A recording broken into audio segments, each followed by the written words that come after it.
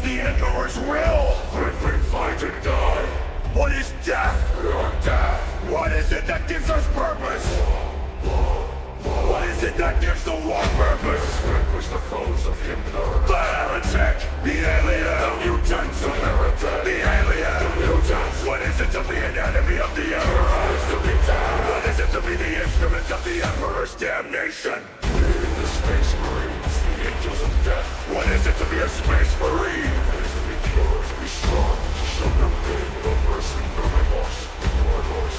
What is it to be pure? To know no fear. It is in God's faith. Heresy grows from idleness. To admit defeat is to blaspheme against the Emperor.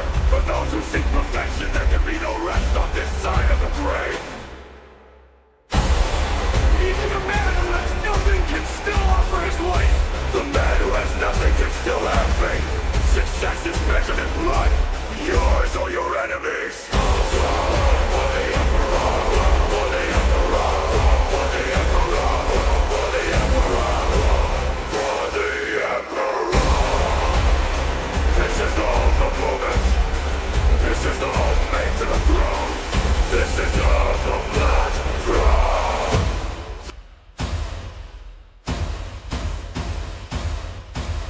There's only war.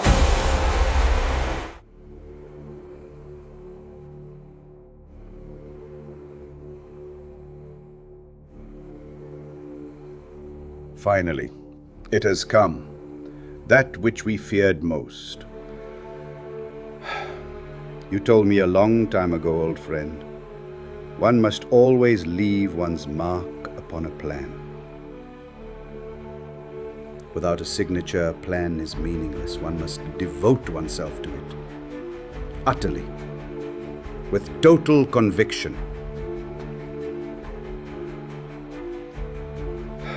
I have lain my hand upon this plan, this terminus decree, this fail-safe.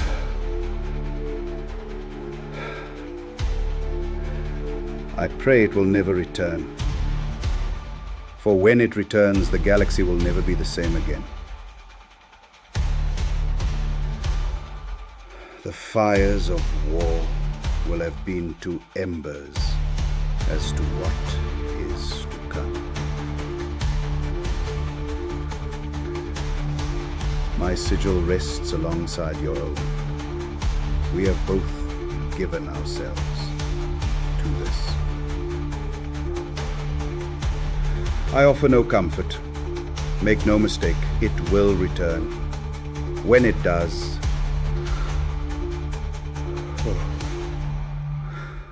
when it does, the galaxy will burn in the fires of Blackthrone. Against my better judgment, and thankfully none of that was caught on stream, we are once again live, my comrades. They go to prison.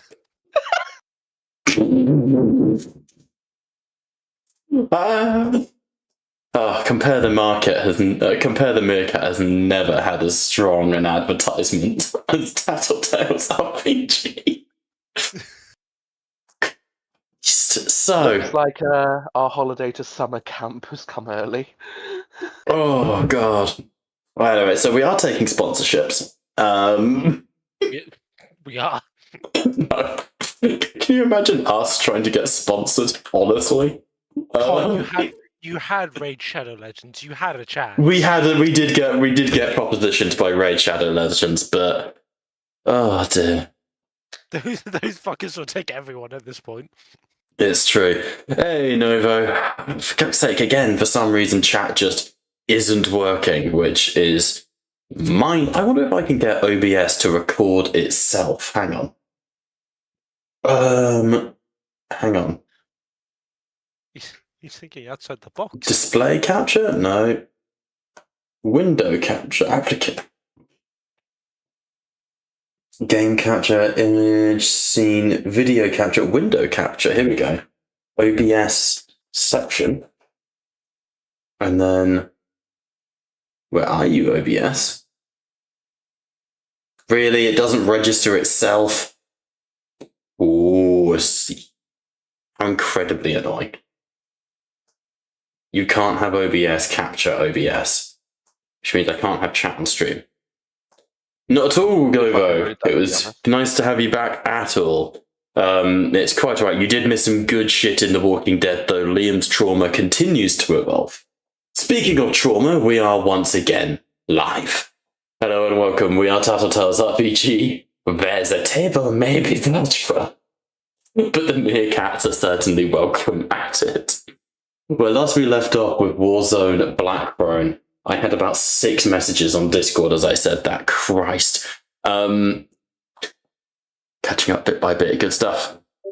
The party has succeeded. You have made your way into the realm of Zeech, the Lord of Change. And with a little bit of assistance from your new friend, the Changeling of Zeech, who's definitely now an ally of the party, no takesies, backsies, you're now really good friends, totally. You were able to capture the demon known as Nihilus. Only as you did so, you discovered that Nihilus wasn't Nihilus, but Nihilus was actually Adonis pretending to be Nihilus in the past version of himself. Which is to say, Zeechian shenanigans and fuckery happened. You shackled... Stop doing that paradox shit. I enjoy my paradoxes. Don't... For all you know, the forests that George sees, that, you know, as Rhyme, where he thinks he's back on Caliban, 1 minute, 1 day, 1 week. Shut up. Love you. It's not my fault. Irregardless. What was I thinking? Yes, you captured Adonis, you dragged him to his cell, you have begun interrogations. However, limited information has been garnered from the insane Adonis. But that is not to say you gained nothing. Over time, you think you may be able to wear this man down. We return now a little while later to the meeting room aboard the Dreadspear. There is a low thrum to the ship. The constant hammering of steel-capped boots on iron plating is a drumming that you can all hear in the background of your ears. Doors clang shut as you go into silent running.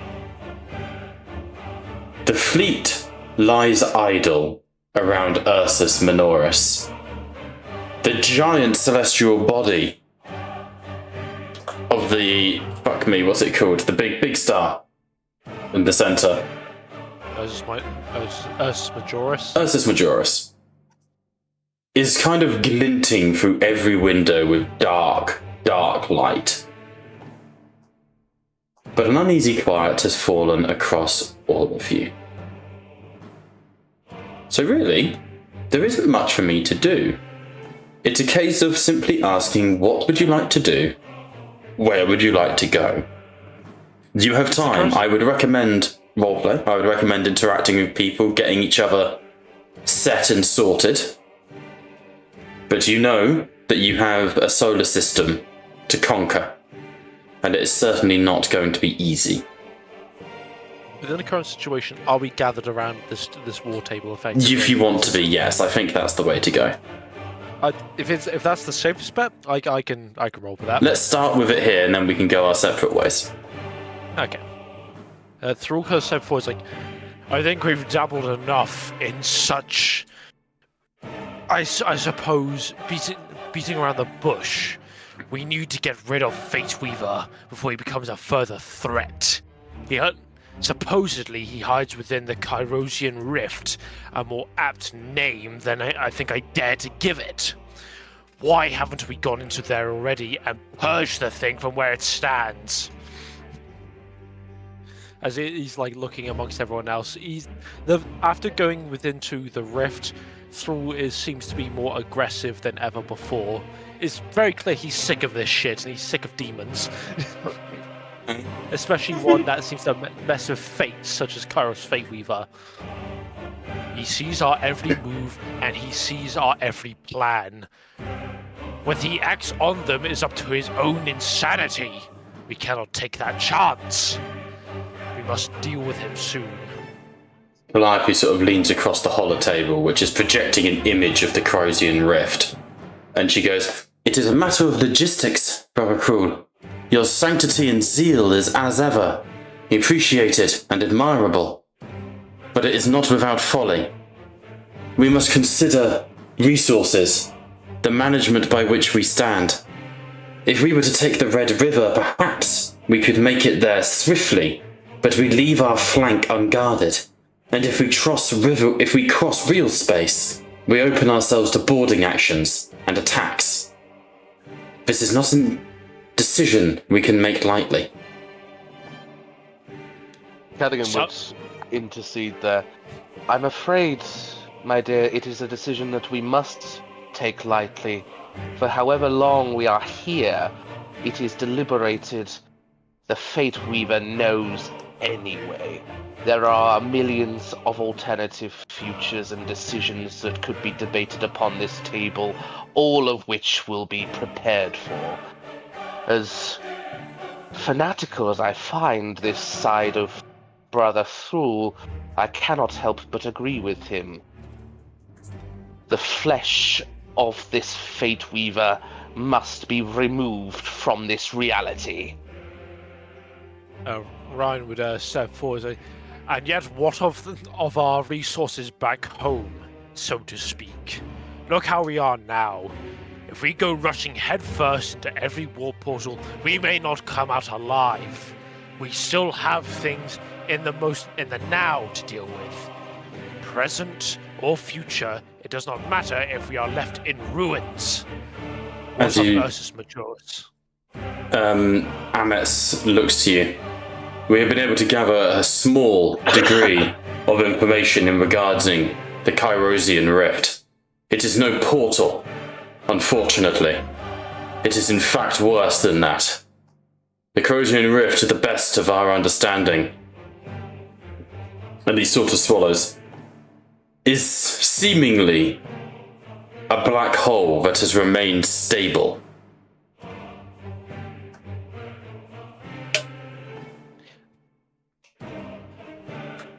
And with what we have been told, no matter what we do, everything is to be expected anyways.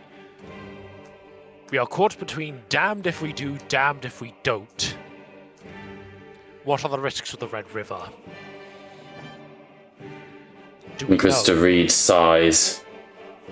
"The river is a current within the warp, a direct flow path through the Immaterium. The issue with it is while it allows for expediency, it also damns us in the sense of we will be under constant attack. There will be no peace. There will be no restraint from the enemy. It is likely that we will be boarded." And do we know by what threat? Is it mainly that of the immaterial, or are we to expect those of the traitor kin that unfortunately plague our galaxy? We must assume both. For here in Ursus it would seem that both material and immaterial are one. There is little Surely. difference between the bloodletter of the god of carnage and the berserker under the same god. But surely they are operating under somewhat of the same restrictions as we are. Think about it for a second. The mortals at the very least have to run off their own supplies. Does us not taking Ursus Minoris in fact dampen them at least a little bit? What did we find upon conquering this planet? For what little that remains. Do not underestimate what we have achieved here, Brother Fool. Do not underestimate what we have all bled for here. Ursus Minoris being captured has closed a warp rift. It is seen that we have established a beachhead. We have an umbilical cord now running from the Ravage into our lands. We can maintain our supplies now and prosecute this campaign. The capturing of Ursus Minoris has purged a demon world from reality, Brother Fool. We must not underestimate what has been achieved here. Aye, and for that much I can agree. For what it's worth, Salvation seems more willing to back up their actions and their words, foolhardy as it may be. I being amongst them in this aspect. If there's All one of thing my you sin- can rely on Kill Team Salvation for, Brother Fool, it is consistency. All that I more bring up is that though, yes, we have conquered the demon planet for now, the borders between the immaterial and the material still wax and wane. If we leave this undefended for too long, chances are they will seize the opportunity to take it back. So, putting my suggestion forward, I'm willing to endure the Red River if it means that we get to the Corrosian Rift faster, and we can pluck that abomination before we can actually think about doing anything else. But the reality is that the nearby rifts of that of the Blood God and his lackey mortal followers, they will come for us. There is no doubt about that. Indeed, then we must be prepared to repel borders, both materium and immaterium. I also recommend that we do not stretch our forces too thin. However, I fear for leaving Umbilical Primus without a guard. It exits the Ravage and flows straight to Ursus Minoris. The Administratum and other factions are now able to supply us as needed. However, Gerzag lies only to the to the solar west.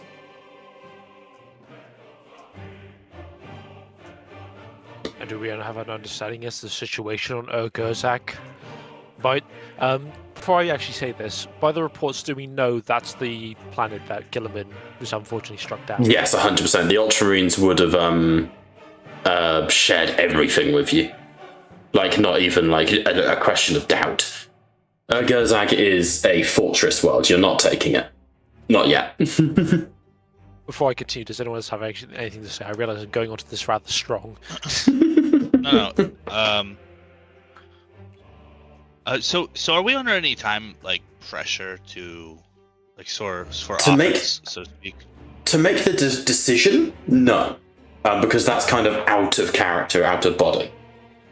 Whenever you decide to move and where you allocate your tokens, I have written in my notes already what the enemy are going to do.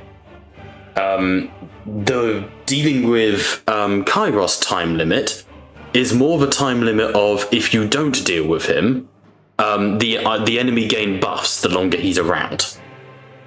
Because you're specifically he's predicting what you're going to do, it's fucking Fate Weaver. He knows where you go.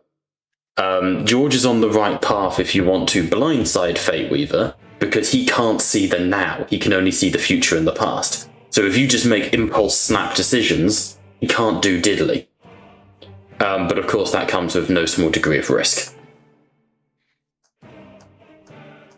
It basically means that if we were to make a snap decision, we'd be going in with a little less preparation.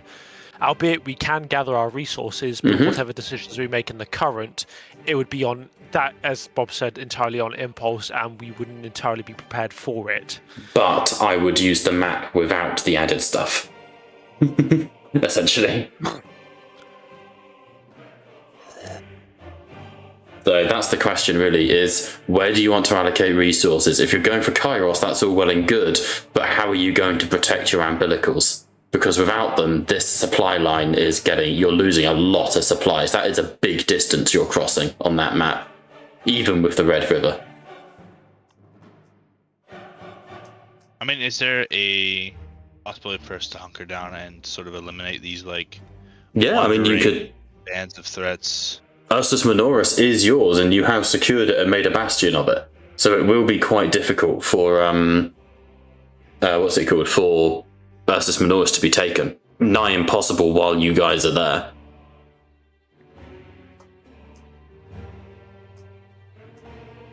The Ravisian, the essentially space station, would I guess the question I'm going to ask is, does that shit move? It can. You haven't observed it moving yet. Which I know is not a very helpful thing to say, but it's honest. Do we have abilities to close warp rifts? Yes, If we were you to- have psychers. Cool.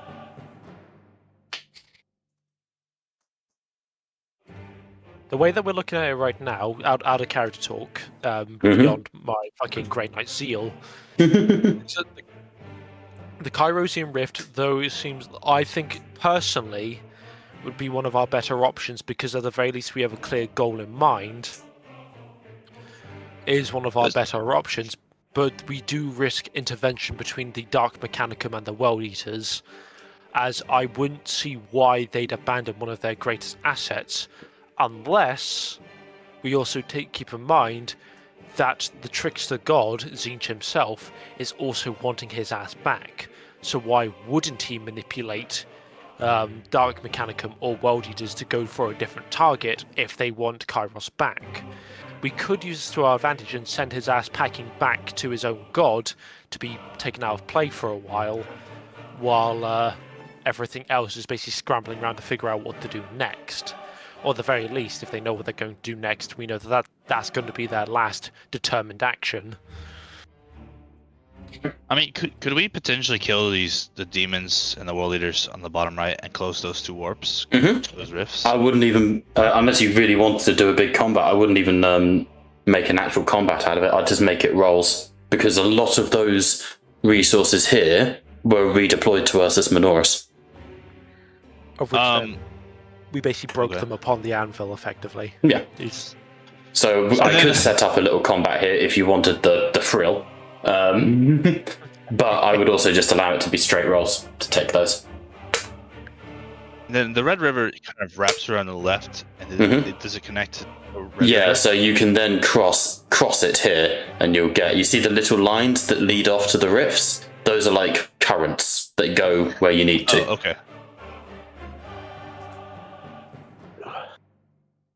Yeah, I mean, I feel like if we eliminate the threat here at the bottom right, we could pretty much leave Ursus Minoris undefended and kind of all in the Red River to the Fate Weaver, maybe. And we've kind of dealt with this chunk of the map. Don't forget you can split assets and stuff as well, if you want. So you could potentially split, the Dark Angels into Primarch and Lazarus and have them go take out these and then move everyone else where you want them to go. If you look to the side of the map, you can see all the potential options for splitting choices. Could I make a suggestion then? In terms of tactics, I suppose. We do those now. Yeah. What if I'm trying to think of what is the best matchup against what threat? If we are going for the Kyrosian Rift and we're not wanting to take the Red River, Salvation and the Grey Knights move through the pure Cornate demons on the front, and then have the Dark Angels and the Narmorian 15th. It's the 15th? I'd make sure I'm not. It changes every now and then, but yes. The Yellow Bellies, effectively. The Numerian 15th and the Dark Angels take on the World Eaters, while the Grey Knights, Salvation, and possibly the Sin Feast, though I wouldn't want to leave us Minoris undefended. We have them take on the Cornate Demons, because at the very least we can play to the strengths of each of the factions. Mortals versus Mortals is always a much better matchup than, say, mixing the Mortals with the Immaterium, because we don't know what they'll bring. But pair, say, the Grey Knights and Salvation, who we know are very confident in what we do, because, we're just fucking ball on like that, against the demons, perhaps we have more of a chance than most. On my end, I would counter that and say that... I'd honestly tell you to go fuck yourself. Well, I'd honestly tell you to wind your neck in. Christ. Helligan's pent-up sexual frustration has not manifested fully yet in the campaign, but by God, when it does. Well, Calliope, if you're not willing to put out, your mother will. Wow, where's Wobby when you need him? The old Swedish gilfer. The Nemurian 15th, I think that they should be left behind to guard the Minoris. I don't think that they will do well in either situation, personally. Salvation, the Grey Knights and the Sin Feast plough through to the Kyrosian Rift via the Demons of Khorne, but I'd alternatively have the Dark Angels and Aurak's fleet do a sideswipe at the Votan at Urgozag. Are you suggesting possibly a blockade of some kind? Yes, because not only does that divide attention, it also provides a little bit of a conundrum for the Dark Mechanicum in that they'd have to choose. And given that the Trickster God wants the Fate Weaver back, I can guarantee that there would be some kind of manipulation attempt towards... God damn you, Novo. Someone's read the YouTube chat. I can guarantee it would be manipulated so the Dark Mechanicum notice us less going through the Demons of Khorne. Would it be fair to say that also with Aurak's crew, they don't have to assault Urgozak, they just need to keep them at bay? So it's not like Stop it! And true enough, like, despite Aurak being very melee combat heavy, his fleet is geared for orbital bombardment if necessary. He also has the potential to perform Exterminatus. Exactly. And Urgozag, correct me if I'm wrong, Bob, is not a priority. Urgozag, but it's endgame. You're not taking Urgozag without, like, every piece in place. This is a fortress planet. Precisely. It is just a threat that is going to sit on your left flank. Which is why I'm saying, like, this is my last point. Bombarding it from orbit, not Exterminatus level, don't get me wrong, but bombarding it from orbit is not going to hurt us in any way, shape, or form, and I think it will help us. A fair point to say, it's also symbolic. If we deal with the planet of Urgozak ourselves, that bolsters the resolve of the Ultramarines, who we know have maybe not wavering per se, but their spirit has been shattered, at least somewhat. The very act of us willing to take on Urgozak and not just simply exterminating it is pretty much a go-getter for them. It will make allies amongst the 13th, definitely. Because we're willing to take the fight to them and we're not willing to just go for the easy option. If we're willing to take on Urgozak, at the very least, we get their approval. And given that we're already been branded heretics by a false High Lord, fuck you, Castellus.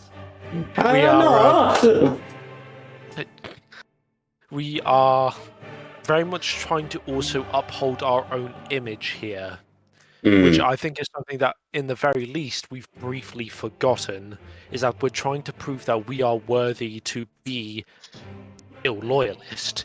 We know we're loyalists, but the rest of the galaxy doesn't. This campaign could make or break our reputation.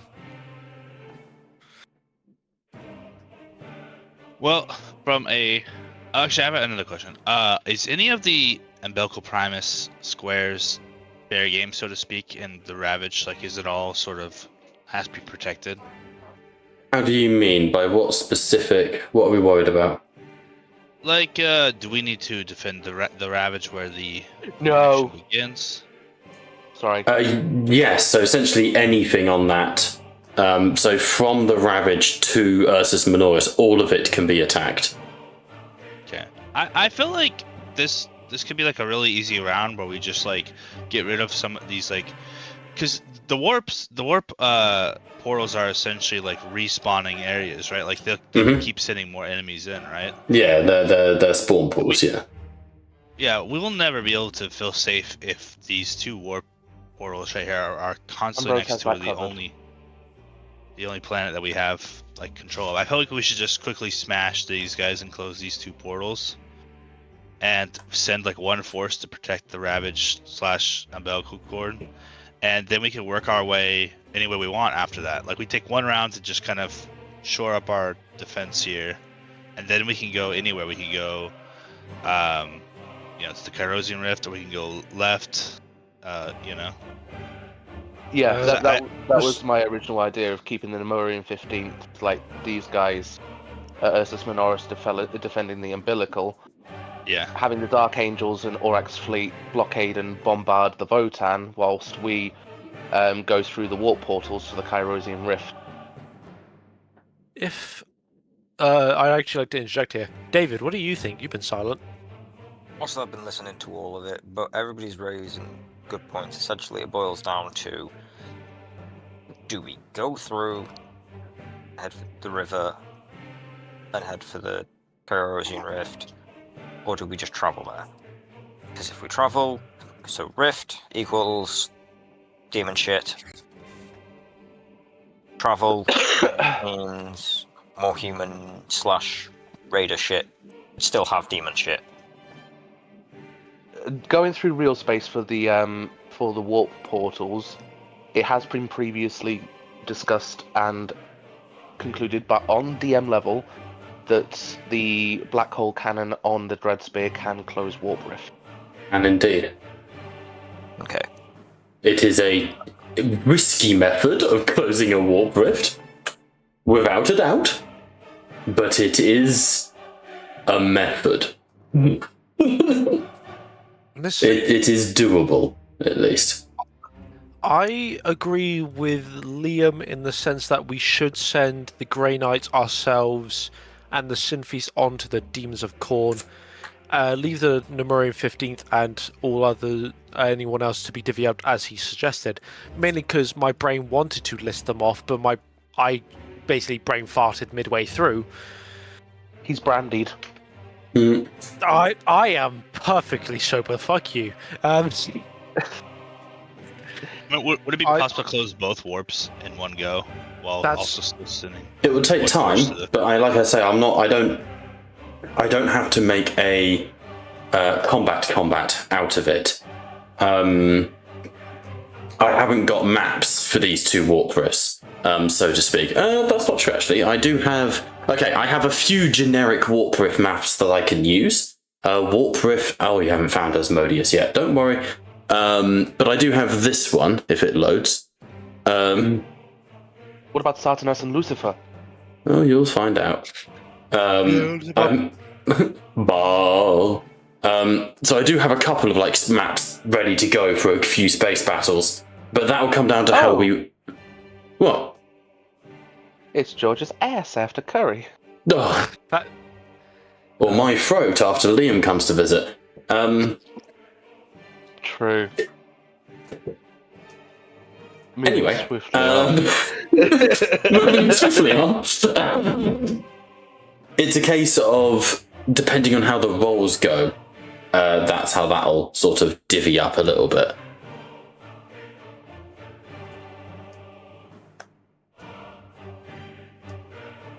I think honestly, I think it's better off leaving it to rolls for the. If it's a small battle in the grand scheme of it, I don't think we need to worry about that too much, as long as we understand the benefits that we get and the negatives from it. Because, for example, that's why I'm saying we send the Grey Knights after the Demons of Khorne, because we very much get bonus dice against them in this occasion.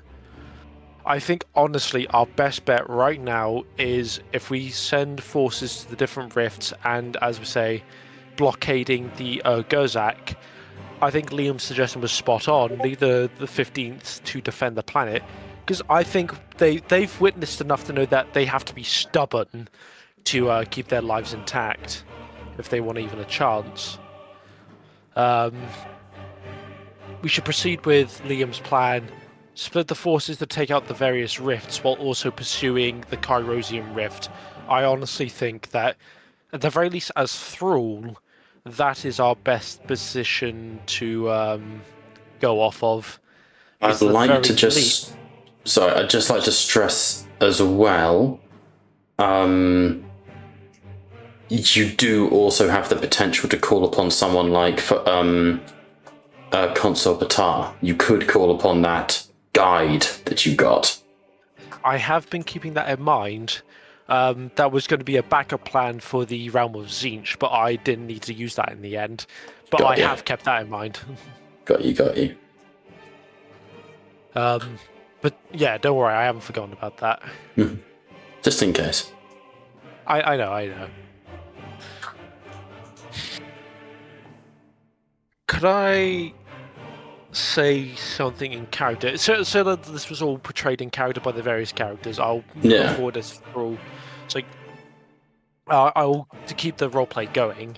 It's like through after his bout of anger, there's like those deep breaths through the visor that he's finally like calming the fuck down after just going through the realm of Tzeentch. He's still not quite sure what's real, what's not, but he's finally starting to ground himself in the reality that yes, he's on the Dreadspear, yes, he's facing his allies, he's not having to worry about that too much. Like, if I'm to make a suggestion to the people here now, Inquisitor High Lord Cadogan at the very least has a point. The rifts around Minoris will forever be a nuisance if we do not deal with them now. I will make a suggestion to the Grand Master of the Grey Knights and those of the First, if they are willing, Lord Primarch notwithstanding, that they make a pursuit to the Grey Knights make a pursuit towards the Blood God's own minions, for that is our specialization. The First, at the very least, have history of that of the World Eaters. They know how to fight them. They understand their ruthlessness. This is a prime opportunity to strike. We must do a scalpel maneuver. Leave the 15th here to defend and fortify. The Guard has always been known to hold the line, and I'm confident they will now. We strike now, and strike with precision. There's no time to waste, and there's no time to fool ourselves anymore. Cadogan would press a few buttons on the actual panel and commit a vox to the leader of the Sin Feast. Was it Malachite? Well, it depends on who you contact.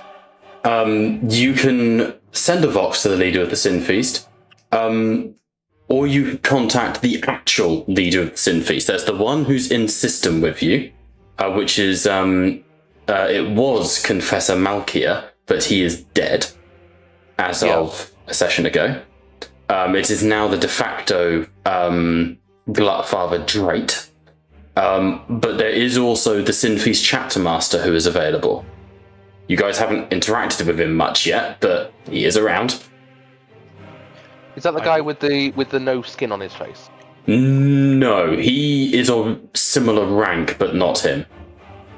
You haven't met Mordred yet, to my knowledge. I won't lie, Ryan is more than willing to speak with the leader of the Sin Feast if needed, seeing as Confessors has been shown to be there. So, rank. From what information you guys have gathered on the Sin Feast so far, their chapter master is a dreadnought, who resides basically on their flagship and never leaves. Though there are 3 who act in his name. A chap called the Blood Iron, who is like the liaison. He's like the admin dude. He's like the liaison with the rest, the Mechanicum, people like that. The Skin Face chap, who you guys have befriended, who is the... What's the word I'm looking for? He's like the High Executioner. He acts as the Red Hand. And then there is the High Confessor, who kind of outranks the other 2. But technically doesn't. High Confessor Mordred is the de facto chapter master of the Sin Feast, but even he answers to Amadeus, the actual chapter master. So weird, but...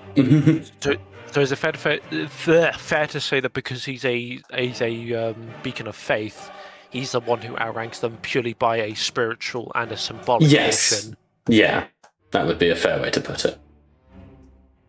I would have picked the skin face guy in which case, because Oh, fucking hell, alright. friendly with him. Okay. A few sort of beats and moments go by. And then eventually, there is a responding call that reaches you. I'll put him in the holovox. And you get like a staticky pict feed of the Red Hand Malachi. And you can see that he's actively pulling like a string of sinew from between his teeth as he's answering the vox. Greetings, my friends. How may I serve thee today? Cadigan would do a half bow as he has done previously. My lord, Red Hand Malachi.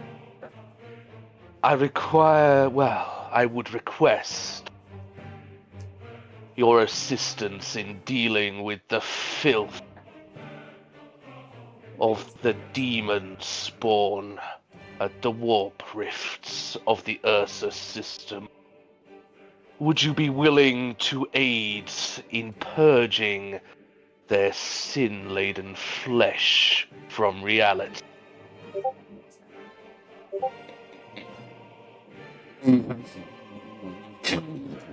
Oh, you are cut off, Bob.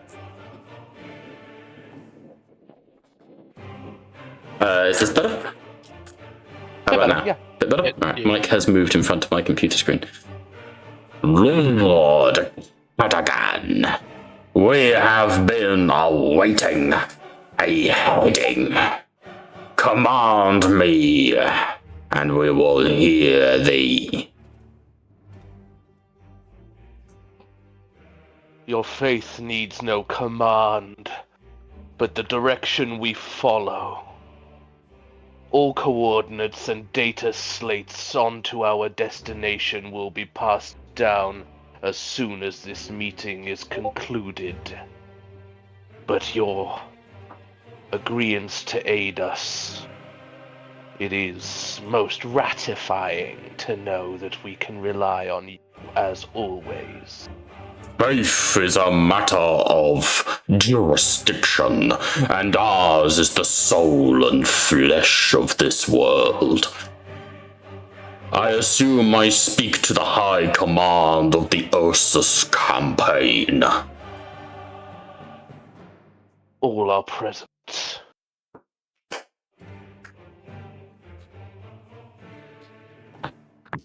He sort of looks around.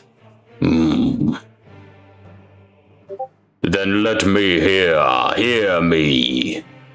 My chapter master, Confessor Mordred, is en route to this system, aboard our newly acquired flagship.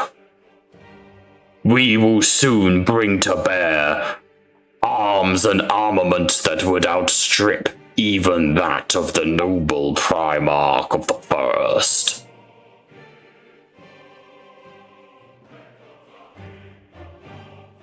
I look forward to receiving your High Lord and Primarch with humble welcomings. He bows his head deeply. I will inform him of your most amenable and thankful devotion. Be wary, however. My lord Mordred is a man of ill temperament, and iller yet, those who do not believe in the faith of consumption. Soon we will be joined by the Abyssal Maw, and then we shall destroy these false heathens. Oh!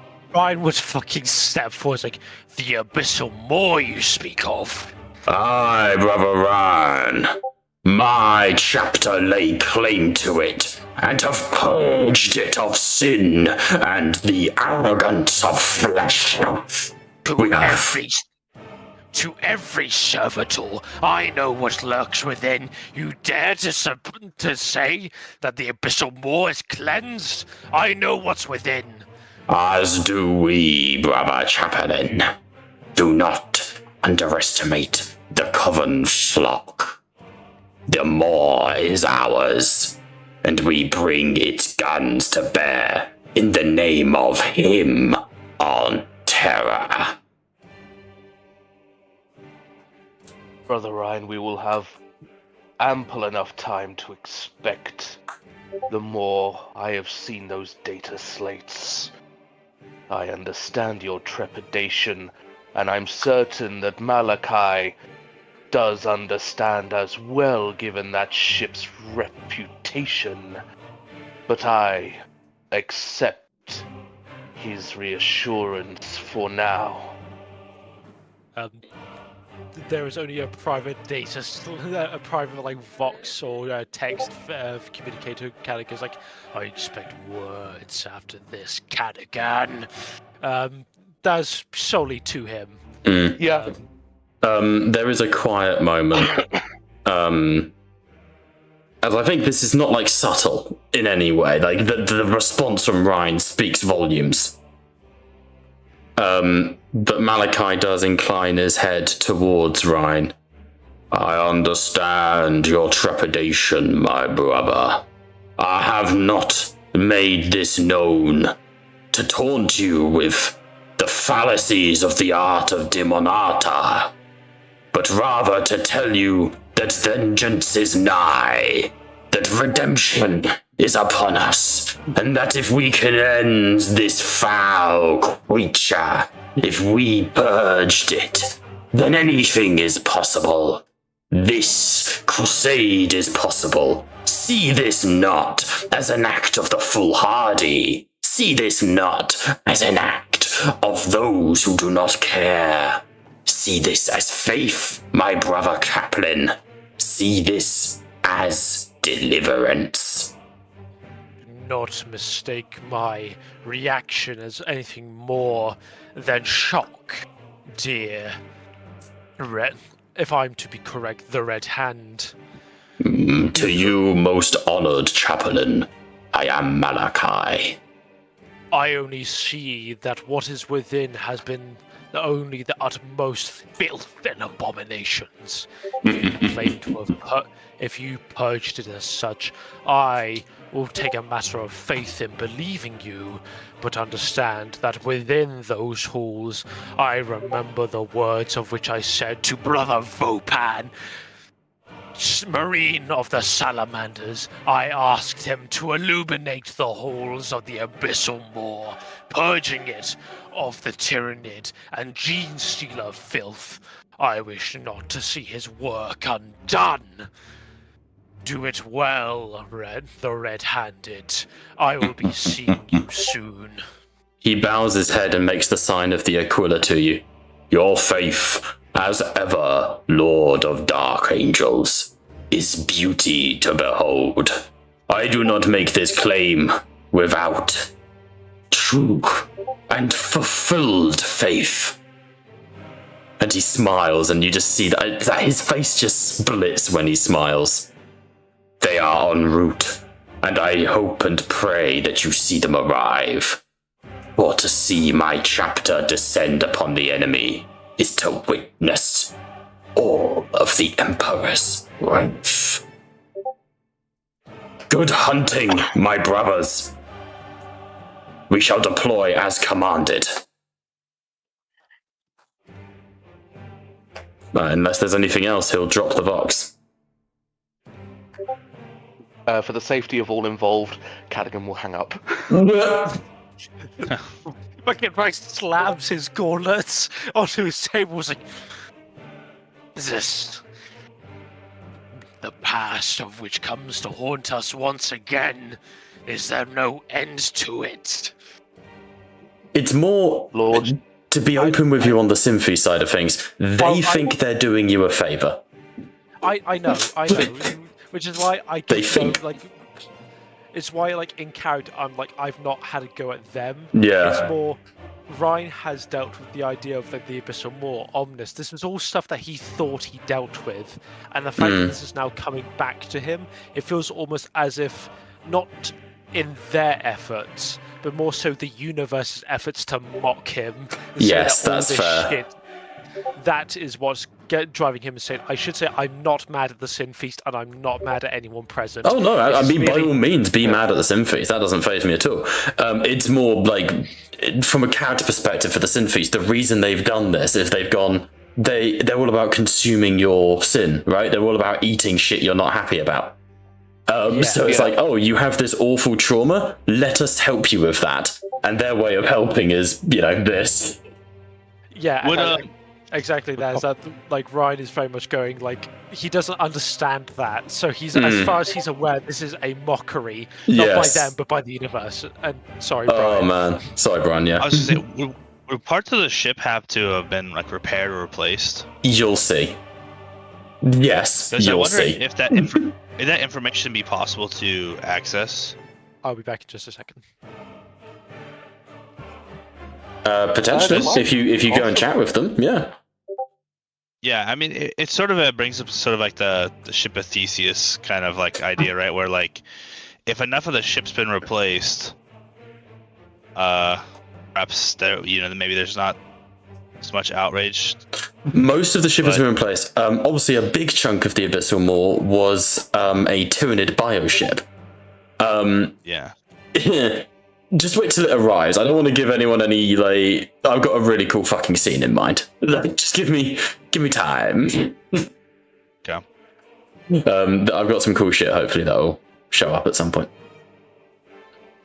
Well, I would probably share Ryan's initial anger, but be sort of hopeful that they've done enough work to the ship. Cadogan would address it to the entire table, the entire room. I am certain that whilst I was not present, that everyone shares the trepidation of that vessel. And looking especially at Reed, Ryan, and Aegis. Turning the weapons of our enemy against them is a core concept of the actions that we have taken thus far, including taking down Pertinax. We are turning his own weapons on himself. This is no different. And ultimately, we must, yes, see if the Sin Feast have been successful in purging that sin.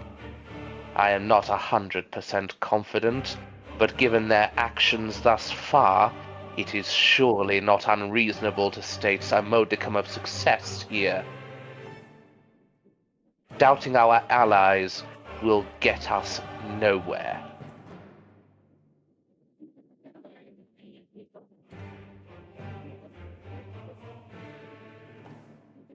Are we in agreement over that, Brother Aegis? It's not their allegiance, I doubt. It's the ability of our enemies to hide themselves especially inside of machines. And You cite the ability for the shard of Omnis to conceal itself within that ship. yes, That is something we will find out for ourselves. Consuming flesh is a staple for them.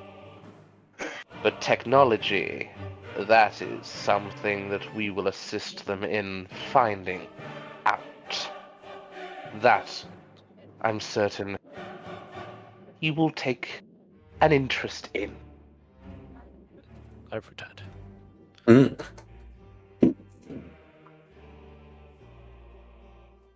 But Okay. as for our Lord Chaplain Rhine,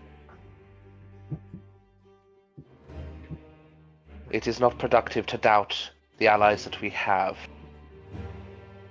We will discuss your request in private at a later time after this meeting. But are we all in an agreement of what will be taking place here today? The plan moving forwards. That much I'm in agreement in. The sooner we take action, the better. The enemy will not wait, and nor shall I. Inquisitor Lord High Lord Cadogan, I wish to make a request. Privately or publicly? Publicly. I bear no shame in this. Then make it. For the very moment my place within salvation, while I appreciate it, I must tend to my chapter for a little while longer. If you would bear my absence for at least a little while, I wish to be present for any larger battles taking place. For now, I must tend to my brothers. It has been long since I've seen them, and I'm certain this is what we define as homesickness. Your duties. Oh, sorry. I was just say out of character basically means I'm going to be focusing on Thrall just for a little bit. But if any larger battles take place, then Ryan can come back into the picture for the sake of like bigger battles. Your duties, that of pledged allegiance to salvation, will merit the reunification of you with your chapter. I believe that they will be in accordance with Orak's fleet in assaulting and blockading Gerzag. That would be a prime opportunity for you to reunite with your chapter. With that in mind, I also wish to make that a request upon my once handler, Inquisitor Reed. She is the one who took me on her ship before. Reed as you say once handler, Reed raises an eyebrow at you. She never released you from your duty. You guys you still work for Reed.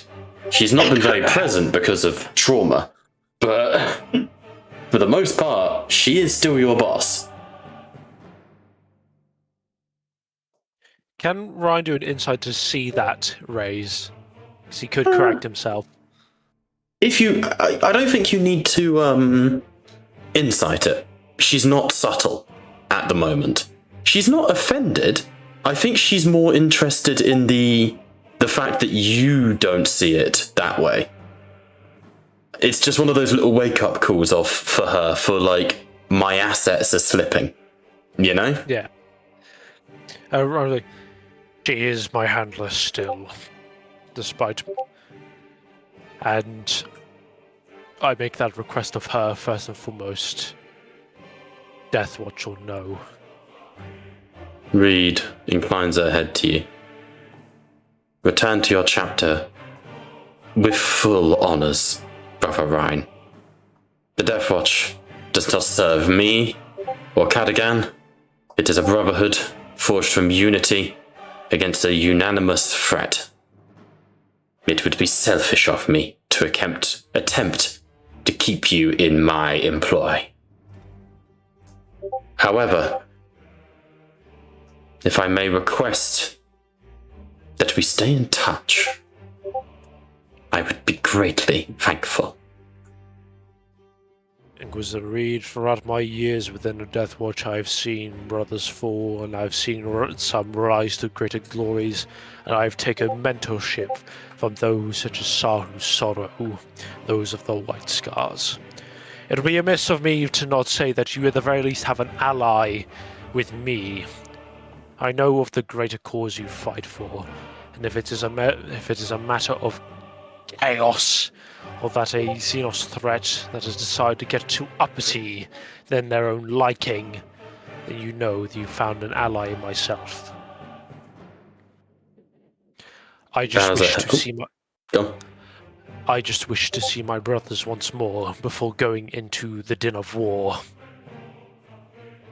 She inclines her head to you, and I cannot deny you this. Be with your kin, and thank you for your service. You have You have a brother in me, Lord Ryan. You will see me again, Reed. That much I can promise. With great trepidation, I am sure you are right. And again, our character, Ryan will always still be about. I think, as I said, I'm going to focus more on Thrall for just a bit. Yeah, absolutely. And then any larger battles, I hope that Ryan can come in with like Dark Angel's allies or anything. So just so I can keep focusing on one character, and we don't have to worry about who not to bring and who to bring. Yeah, that's fair. And obviously, there's still Gently. Who is here? I'd like to stress. Just shitting himself as he's surrounded by space marines and custodians. I like to think he's just not even fucking phased. At this point, he's got the jaded talent down. You know? Do you know that tired state you reach where like everything is just so overwhelming that you just become tired and you don't give a shit anymore? That's Straight it. He's up. just the.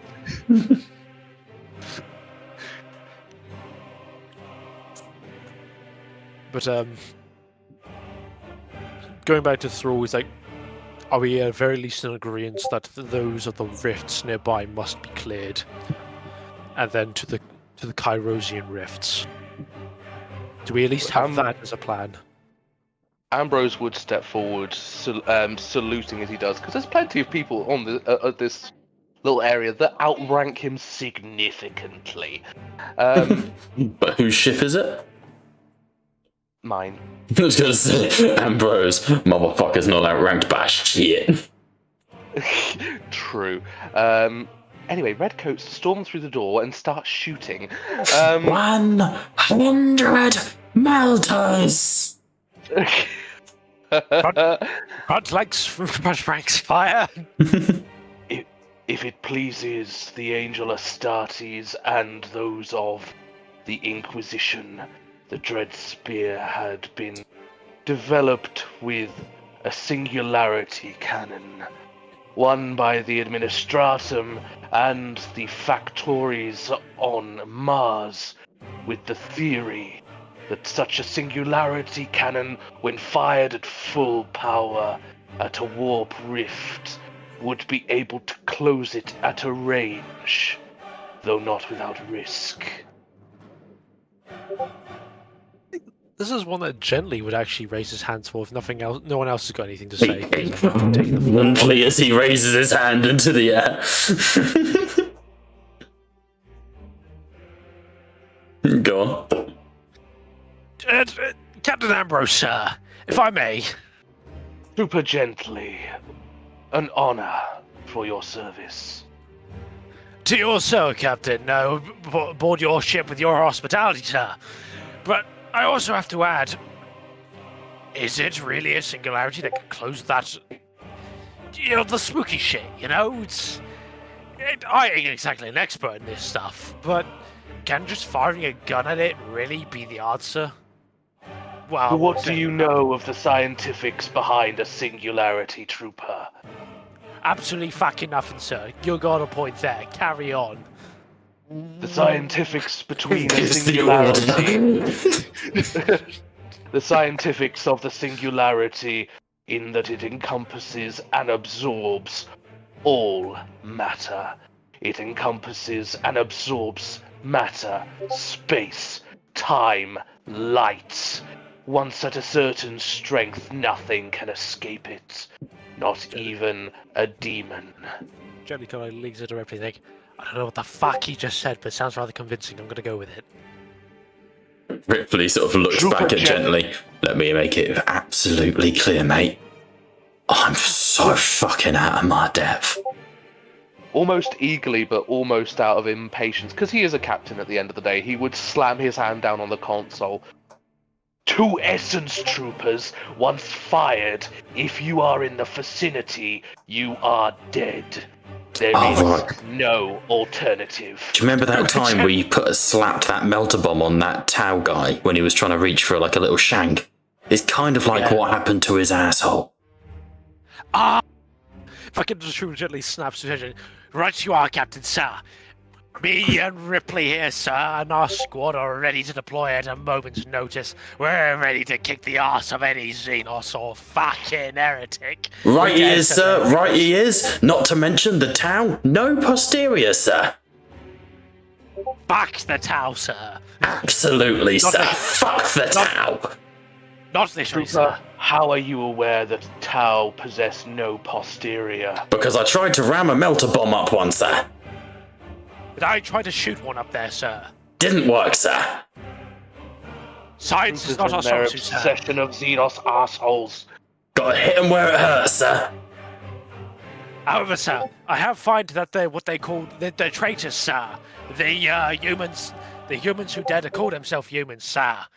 They are very capable of having assholes. Shoot them up there, definitely kill them. Explicitly tight, sir. Brutally so. Pussies, if you will.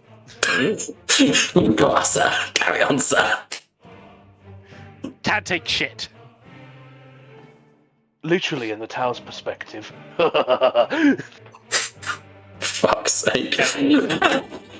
I'm wounding on 4-ups in melee, sir. I'm all And good. all I imagine is like Ambrose's retinue behind him just burst out laughing as if on command. I will have Ripley step forwards and go, however, sir, if it's all the same to everyone else, here's a point I would like to raise to the honoured lords, ladies, and the orc. Eh? And that is the nature of the enemy that we are up against, lords, ladies, orc. We are fighting the demon coined, my lords and ladies and orc. The number in 15th have proven themselves time and time again.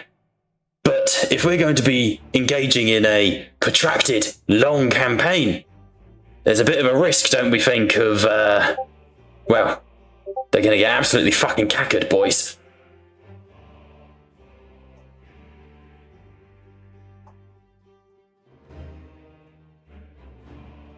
Cadigan would just. I lost you. I lost you at the end there, Bob. Keep going. He's basically saying he's worried that if you guys leave the Narmurian 15th behind, they're just gonna die. Okay, gotcha. Like, he's worried that they're only human. You know? Okay, yeah. Then pray tell, Trooper, and this isn't sarcastically, what Kind would of hard you to tell with suggest- Cadigan. It is. What would you suggest in such a scenario?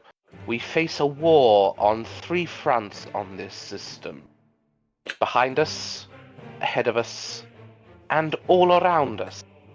The Namorian 15th have proven themselves in combat, and would be well placed in forming a defensive line, whilst those catered towards demonic incursions assault the demons.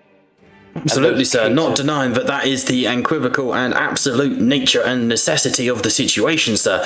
All I'm concerned about is that the number in 15th will be overwhelmed, and then we will be absolutely fucking rogered because we will have lost our supply lines. Respectfully, sir. If there was a choice in the matter, sir, and there may be options that go beyond my weak, feeble, mortal understanding of such things, but if there is a choice in the matter, I feel like we should leave a stronger force to hold the ravage, sir. Maybe even this Sin Feasts chaps or something. I'm worried. Look, Gently and I, we can take on anything. If it's got a butt crack, it can die. But the problem is, but not all number in 15 assigned to our sort of standard and rigorous training, sir.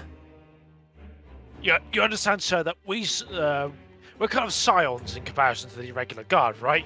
That's the rank we've been raised up to. Somehow, Not sir. everyone- We're miracle workers. What can we say? It's true. We're not exactly to the standard of the regular guard. We think we've excelled in that matter. Unfortunately, not everyone's us. Don't be cacking. Well, this war would have been won if they were. Am I right? Abaddon Ripley? will be dead by now, my lords. Eyeballing Reed for a moment, he would respond, "So you infer the possibility that due to your superior training, you would find yourself in an advantaged position were you to coordinate your defensive efforts with the Nemorian 15th.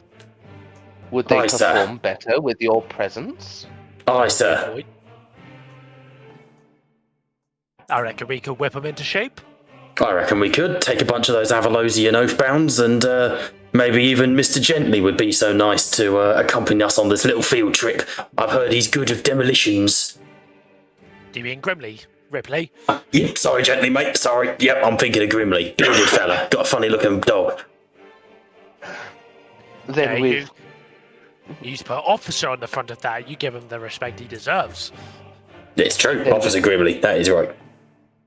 Then with the permission of Inquisitor Reeds here, I would sanction you to take command of the Nemorian 15th and coordinate their defenses. Oh, he sort of looks very nervously at Gently. Probably best we don't usurp the current commander, sir, but maybe acting in more of an advisory role's the way to go. Oh yeah. Then very well, be a consultant for all I can fucking categorize you then. You're fucking snippy, innit? He's got the chops of an imperial bureaucrat. I think he is a high lord. Yeah, fucking high horse, more like. Right. So you want us to go take some advisory roles with the Nemorian 15th? We can do that. At least I think we can. Yeah, well, you are, sir. We'll be dividing that on the map for you momentarily, sir. But what about what was it? The Ravage, sir? What do Well, we do that's about what that? Gently's talking about. Sorry, Ripley. Ripley is concerned about protecting the thing. Don't we have the remaining picket ships on the other side of the Ravage though? You've got some, but not many, and not enough to defend if you get properly attacked. I mean, if we take out the warp portals here, do we really need to leave a force to defend Ursus Minoris? What if we do a ball of move and we just take the warp rifts into the other warp rifts? We just fucking pull off. You can do that. You can go through them. I'm not. I've got enough corruption points that I'm vetoing that immediately. Yeah, that is. Pussy. Sorry, Servitor suggested that we'll get shot immediately, I guess. I have a plan. In character, Cadogan will go, anyone who goes through a damned warp rift without being sanctioned will be shot on sight. You see Ripley very quietly as he walks out the room, just fuck. What did you say, Bob? You cut out. Ripley, as he leaves the room, just very quietly goes, fuck.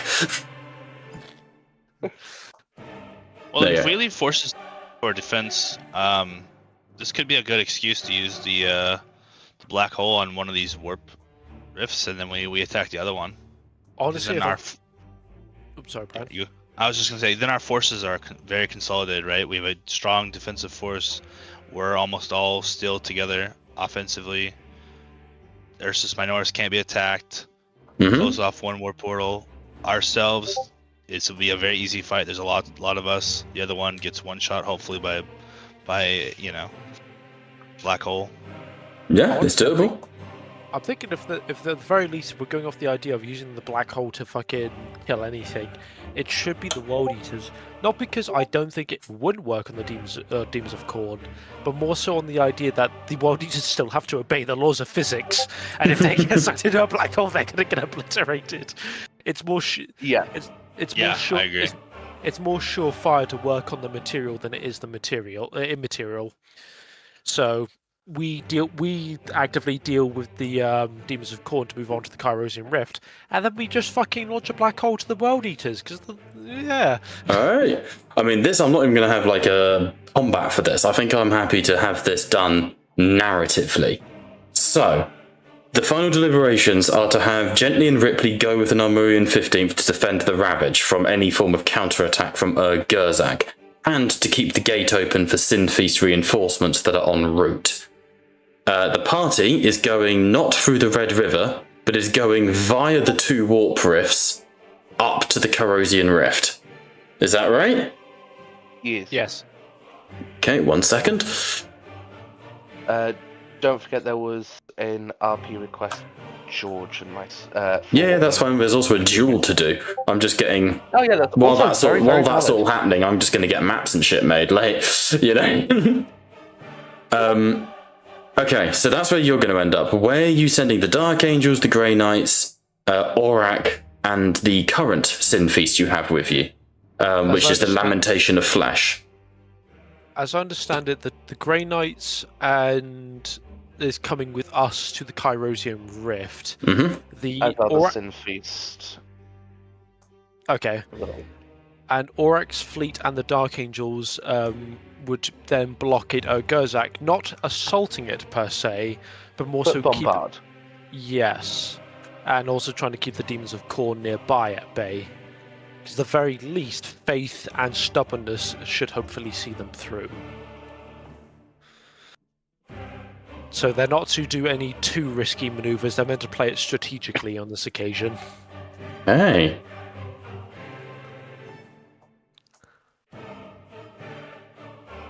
What's it called? Fleet blockade. Okay, that will make things much easier for those holding the Ravage. Okay, let's do some rolls. I want these rolls to be private to me, if that's okay, because I think it's more fun that way. Let's have initially here. Alright, who would like to roll for the arrival of the Sin Feast? Reinforcements. I vote either David or Brian because me and George have yacked for enough. So I was going to say you, Liam, because you've had the most interaction with the Sim Feast. That's just Yeah, you technically have had the most interaction and the most bond with them. Plus, I've had to dip in and out a little bit for Small Jacob. Cute Jacob. Small Jacob. Definitely not confusing that one. What would you like me to roll, Bobbus? So, just a d6 for now. Because we're going into a new turn. So hang on, actually, let me... They're here. Fuck's sake. So on a 6 they arrive. Anything else and it was going to be delayed to the next turn. Oh boy. So, our... My faith, my brothers, has delivered us more. It just escalated. Sorry, shit just escalated with the idea of just like a massive fucking space Hulk. You'll see. Oh god. Alright, in that case, for the sake of supplies, I need 3d6 for the 3 different groups that you're sending out. I'll roll for the Dark Angels. Yep. It's not each faction, it's just 3d6 for each group. So just total. So that's 1d6. Cool, that's fine. The Dark Angels and Aurak's fleet have a trailing flotilla with the rogue trader with them, meaning that they are able to barely burn any supplies as they make their way towards Gerzak. Great success on that one, only down to 20 out of 31. Who wants to roll? Success. Who wants to roll for Gently, Ripley, and the Narmurian 15th? Have Brian roll for it, honestly, because he hasn't been doing much. I want to do something. Love you, Brian. Is there a way to make it private or? This doesn't need to be private. It's fine. Private was just for the rolls that affect the opponent. Where I roll? 19. Efficiency is the key. Guardsman Administratum, umbilical cord Primus is maintaining your supplies. You've got to imagine, like, you know, baggage trains in space, like, but massive. Question. Go on. Would it be fair to say that, like, they are not entirely to the point where it's a significant force, but do they have, like, what they call the fucking Judge Dredd looking motherfuckers? Arbites? Like, trying to make sure... Yeah, the Arbites trying to, like, maintain Yeah, there efficiency. would be civilian control, yeah. Definitely. None must be gone to waste. All must be efficient in the name of the God Emperor. Kind of shit. However, it is a slower passage, as I believe you are dealing with these warp rifts en route to the Kyrosian Rift, yeah? So for this, I'm going to need 3d6. Because it's the movement plus 1 for each rift that you're interacting with. Go on, Yep. David. Yucky. Watch them roll like all 3 6s. Honestly, based. Who's rolling? David, hopefully. David, I would assume. Sorry, Oh, rolling a d6. Sorry, my brain shut off for a minute. 3d6s. Do it. Sorry, brain farted for a second then. So, That's not bad. it's pretty good. Even worse. Down to, so supplies have gone down to 11 out of, hang on, 11 out of 31. So pretty brutal, as you can see. Supplies have drained completely. However, you do have an umbilical, completely alive and well. So someone roll me a d20 to see how much you get back at the start of the turn. Who hasn't rolled yet, or who has rolled the least? We've all rolled once, I think. I've asked Brian to roll. Fuck's sake, Yeah, it let thinks Brian I'm roll it. Yeah, go on, Brian. It seems to think I'm streaming Steve alright. again, so quickly relogging back in. D20 is a very varied roll. What a chat! You can shad roll. Oh, You fucking hear chat, over the man. Vox as as Grimly, Ripley, and Gently make their way to the Ravage. Ripley reports in. Alright, this is the last scenic report, sirs, from Trooper Ripley as we have made our way to the Ravage. It would appear that we have found ourselves looking at the butt crack of one Dicarius, champion of Nurgle. However, it has become stretched and thin like all demons of the Chaos Gods, and as such is supple and pliable, my lords, and we have widened it to the point where I can only describe this thing as gaping, and as such we have a full shipment coming in, lads. Excellent. The God Emperor is with us. Bloody hope so, I'm looking at that thing. Ravages. Oh, the hot easy. dog's down the hallway. But yes, as the initial fleet begins to make your beachhead at Ursus Minoris, shuttles, Arvus lighters, massive cargo haulers, and alike make their way through Ursus Minor, through the Ravage, the warp-infused demonic entity. Excuse me, Brother Dicarius, can I help you? Yes, Gently Ripley, take some damage, please. No. Fires lasgun at warp rift. Remember, 100 lasguns is what it takes to wound Dicarius. 100 lasguns into the warp rift, and all we hear back. Is a fart. No, it's just a. It's just a faint. So what we're saying is we don't need that macro cannon broadside. Just strap as many lasguns to the side of the dread spear as possible, and we've got this. 10,000 lasguns versus Out of curiosity- one warp rift. Jesus, Out of this is curiosity, jackass. Bob, how many successes out of a strength test to lift the Abyssal Maw and throw it at Gently and Ripley? One. Done. Because they'll catch it and throw it back. Throw back, you say? Hopefully that's Laneshi. DC's only 120. I did. That's why we're all celebrating the 19. I've just been, while we're distracting you, I've been trying to reload fucking, this, fucking Foundry, because it thought I was streamer Steve again.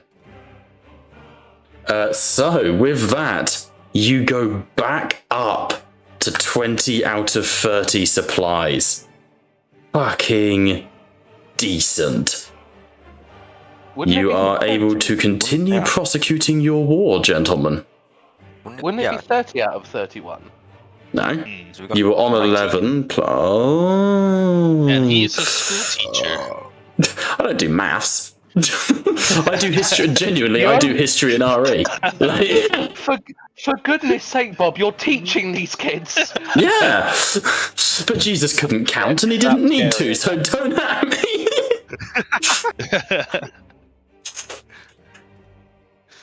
Oh, fucking hell. Oh dear, fucking assholes. Alright.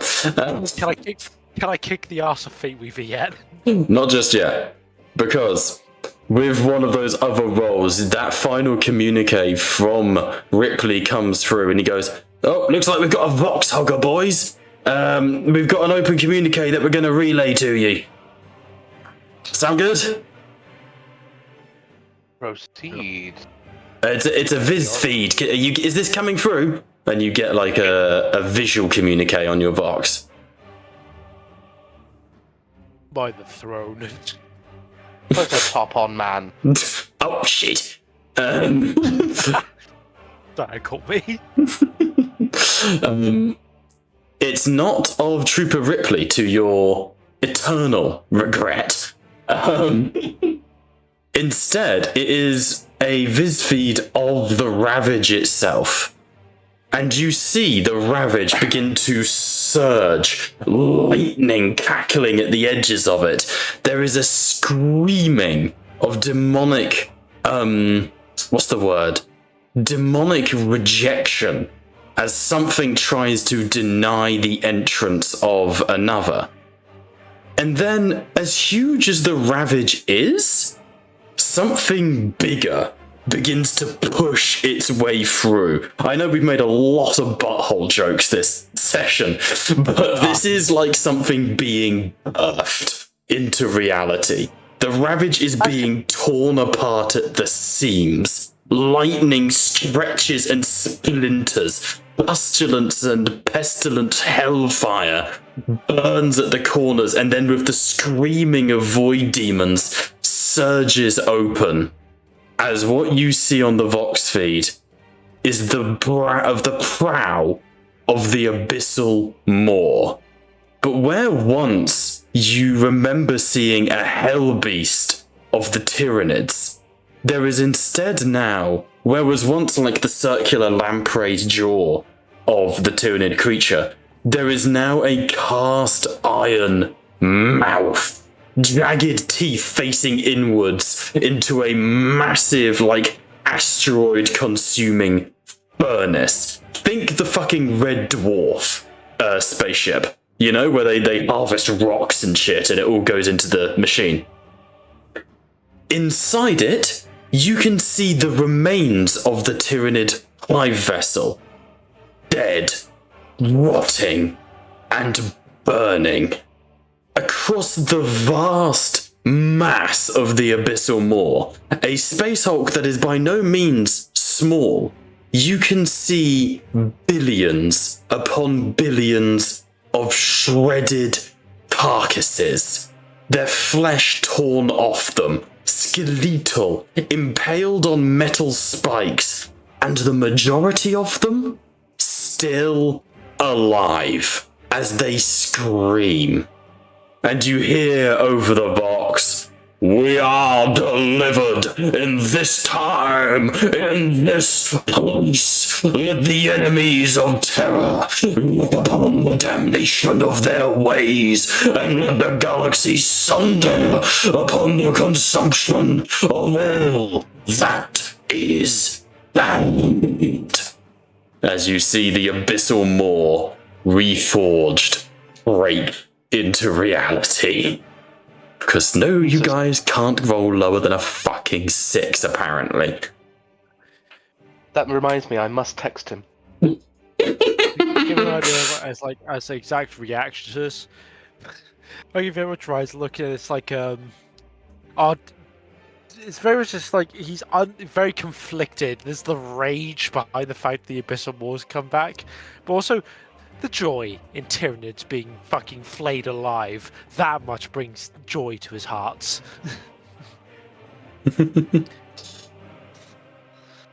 Over the Vox, another voice, sorry Lim, reaches out. The same voice that seemed to be making that oath lamentation. "I hear I am speaking with the Lords of Salvation, the redemptionist sons of Reed and her ilk." That you are, my lord. And your arrival is earlier than expected. We have made good time once the flesh of this beast was destroyed. Destroyed or consumed and sanctified? The patriarch. Some things are beyond the sanctity of even consumption, my lord. I assume Katagan. We have not consumed the flesh of this foulness. We have instead purged it without rites, without the holy sanctity of blood. Let it burn and purge without mercy. May I interject? Even for the Sin Feast, that flesh was too fucked to touch. May I interject with Ryan on this occasion, because this is still his kind of like... I mean, Aegis was there too. This is your trauma. This is your trauma and Ryan's and Aegis' trauma, by all means. It's like, and what of the patriarch? There must be none left to relay anything to the hive mind. All must be purged. Have you been thorough? The Viz feed changes. And the man you are facing, I would go and grab his model, but it's in a mountain of boxes over there, is a Primaris Marine, seemingly, though clearly someone who has undergone the Rubicon rather than was born a Primaris. God, it's the Symphies, they love eating themselves. They heard about a small chance of death. What are we waiting for? Don't know about that. An entire chapter of Commander Dante's, I see. Pretty much, or a chapter that's kind of like a chance to ritually die for the Emperor. Sign us up. He's in completely jet black armor, draped in skin, which you have no doubt is entirely his own. He predominantly is made up of bionics. To the point where you get the feeling he honestly might be more akin to Aegis than anyone else here. Like, you both arms, bionics, legs, bionics, the majority of his chest, bionics. He's proudly wearing his own, like, eye on, like, a wristband wrapped around his vembrace. Across his backpack, there are 3 candles that are burning. He's leaning heavily on a Crozius, but it's the giant 2-handed version, you know, like the Thunderhammer version of a Crozius. Say again? That's the 2-handed version, right? The the chunky boy version. In the background behind him, you can see that there is he's in like a communication chamber, and there are just hanging traitors, like heretics who have been dismembered, but kept alive and impaled on spikes from the ceiling, so that they are slowly slipping down the spikes, but they are hooked and barbed so that the heretics have to constantly attempt to pull themselves back up on the spike in a form of self-murder in order to not die. But most Taylor shit. Again, I will send a photo into chat, but I literally have the effigies of Sin on the desk next to me. I'll show them to the camera. This shit is what the Sin Feast are known for. But you can see that he does have a skull over one shoulder where he has the candle that is the symbol of the Sin Feast, and it is the skull of a Tyranid Patriarch. I claimed this when I took the Maw for my own, one captain claiming the blood of another. And how quick was the method? Did you... was it swift? We attempted to make the creature atone for its sins. It resisted for a while, until only atonement could be achieved through the sanctity of torture. We forced the creature to devour first its own kin before we forced it to increase the murder of its own hive ship. They made the Patriarch eat other gene stealers, and then they made it actively kill the hive ship. Brilliant. I'm That glad is you the approve. It is the death fitting of the Xenos filth that dares to plague our galaxy. I could not agree more. And I have other news that may cloud your concern, Lord Rhine. And you see a smile stretch across this man's face. There is another who would decide upon speaking with you. We come at the behest of the Lord of Ultramar. He lives, my brothers. Ultramar stands. The 13th son is found, and born anew encased in iron and steel, and he sends his puppet Magos with us to aid in this crusade of vengeance. Then let us not delay him. If he has words for us, then let us hear it. The words of the Lord of Ultramar. The Primarch, the Ultramarines are the 13th, right? They are the 13th, yeah. Yep. The Primarch of the 13th. Where's my lord? The words do not come from the Primarch himself, but rather his errand boy. Mechanicum, my blood iron tells me that you are of some standing. Come, speak now. And a few sort of moments pass before a heavily augmetic voice meets your own.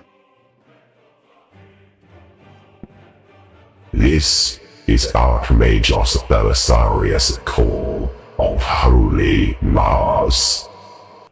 I hope that came through. That did, very clear as well. It did.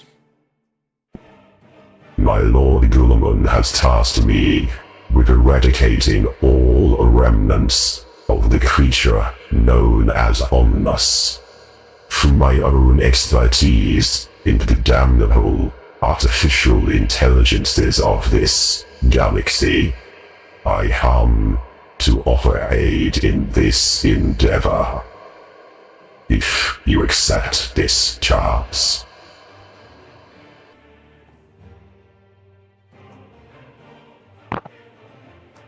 Humbly, it is accepted. Your allegiance and your assistance is wholly gratifying now and in the wars to come.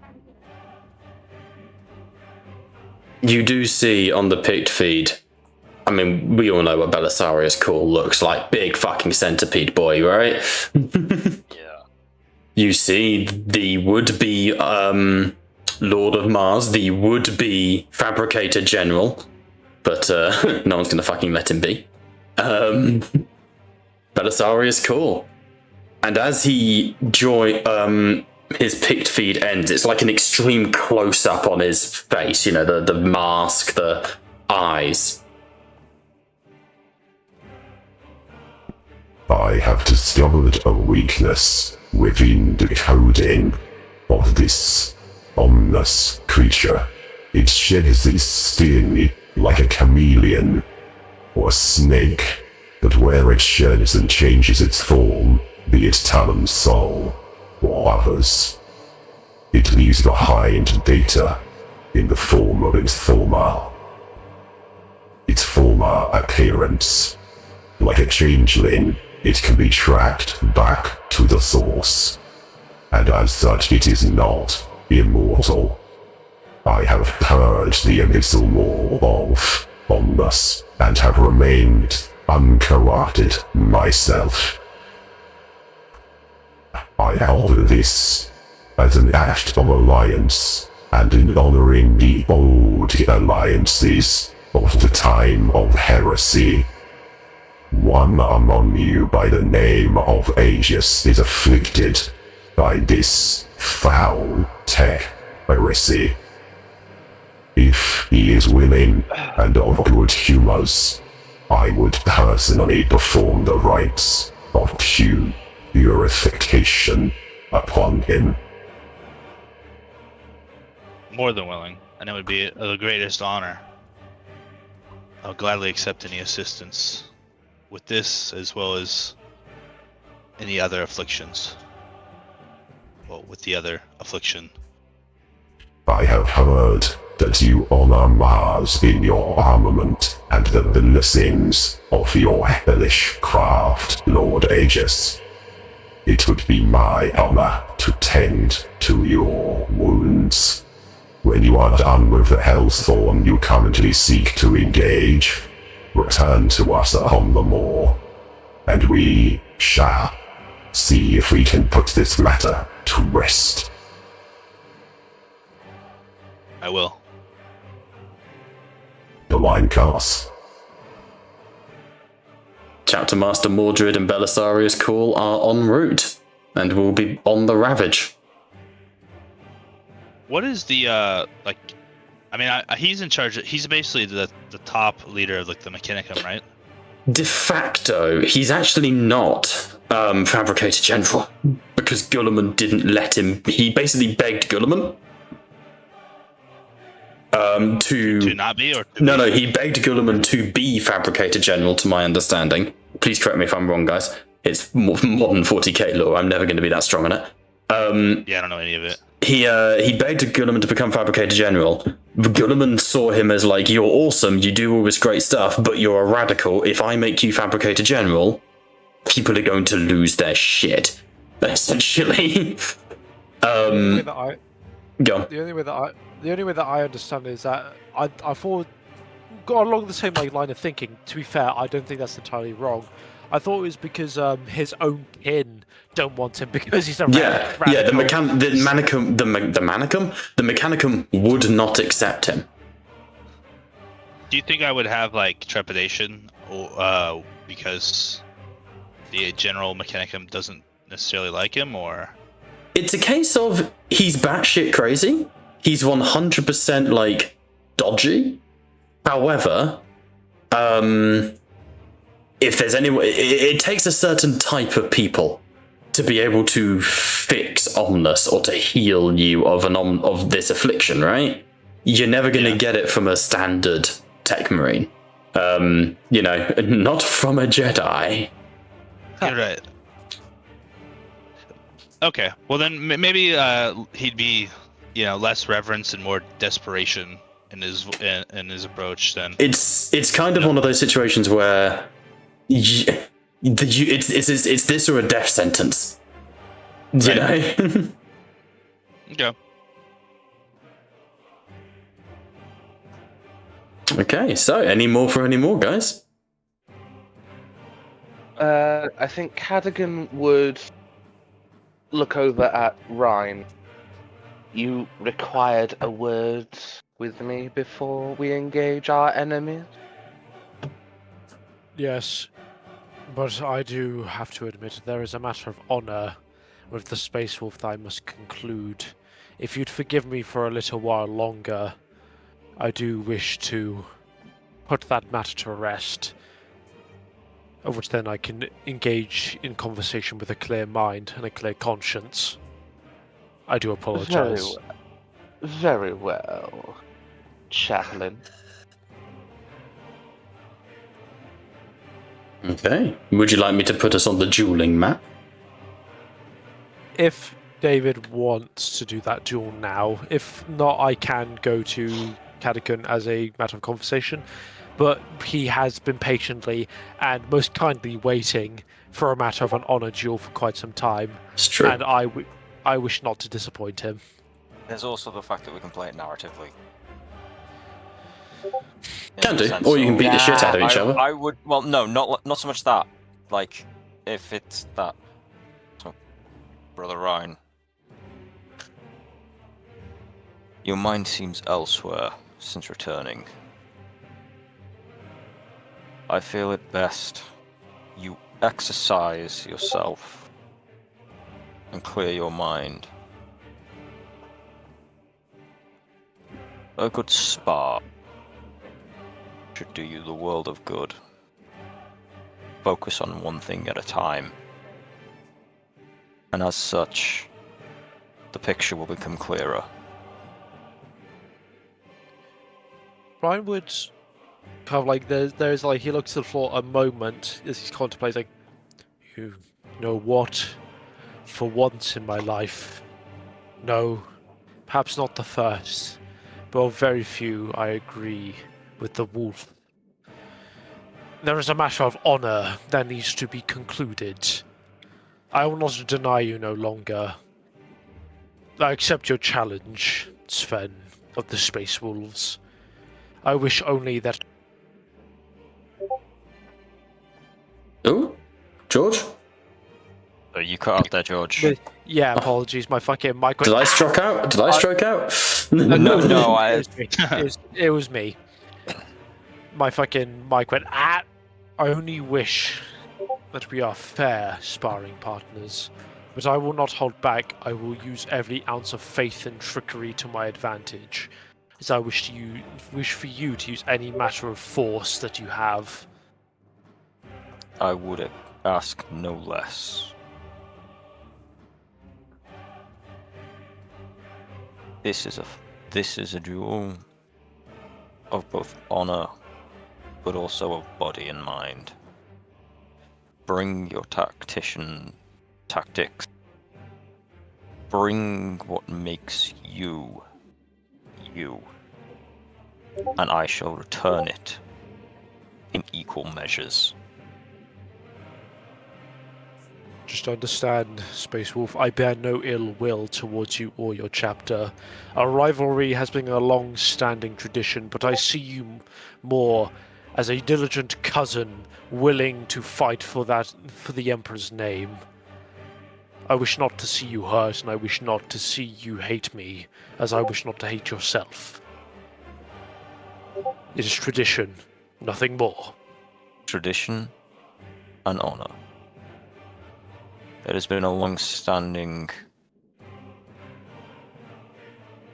oath, almost, between our two chapters.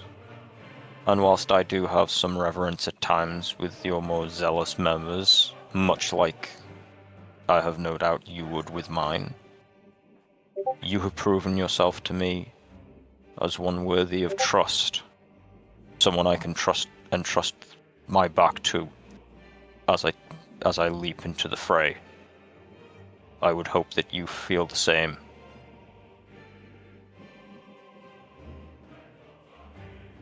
Stubborn as your chapter may be, ferocious and zealous, steadfast and willing. That is what I see your chapter as. Prove to me the will of the Space Wolves. That is what I want to see upon our arena today. I wish to see the might.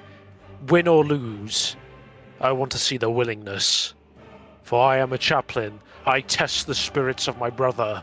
And now, I test the spirit of yours. Come at me, Space Wolf. So, preparations are made. Sanctities are had. Where's the dueling arena? You both enter into a square sort of like dueling arena, like a boxing pit. Ice marble cracked underneath your boots. There is a viewing gallery around, and then it floods with water that comes up to your knees. This is the dueling arena of the Dreadspear, where Ambrose likes to train his men. If anyone, shall we go into initiative between the two of you?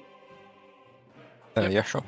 This should be I'm hoping a little bit of a quick one in this occasion, but who knows?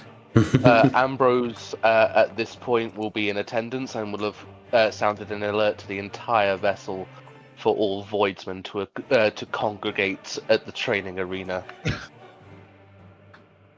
Entertainment, fucking hell. We have Dave. Remember, our wrath is restored. Anything else that the plans for the session? Yep. Let me just get my sheet up first, so I can. Lovely jubbly. Just for the record of out of character, I'm going to pull whatever tricks, even if it's like something simple, I'm going to do what I can to win the duel. Oh yeah, no, I would.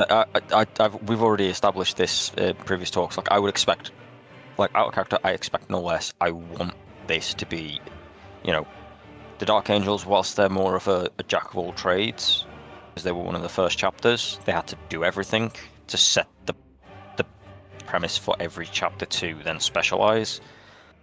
You will also have learnt by doing that. You've learnt a lot of tricks of the trade as well, in how to get yourselves the results that you want.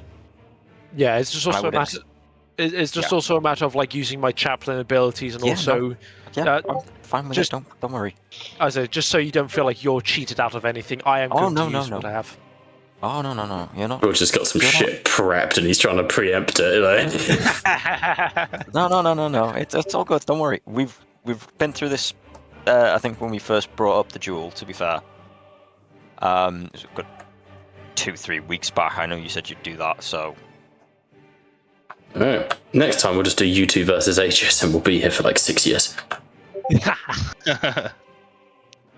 Alright, let's kick it off. Let's begin. Brother Ryan has the initiative. So, Ryan, stepping forward into the arena... He brings out the atom bomb. Sorry.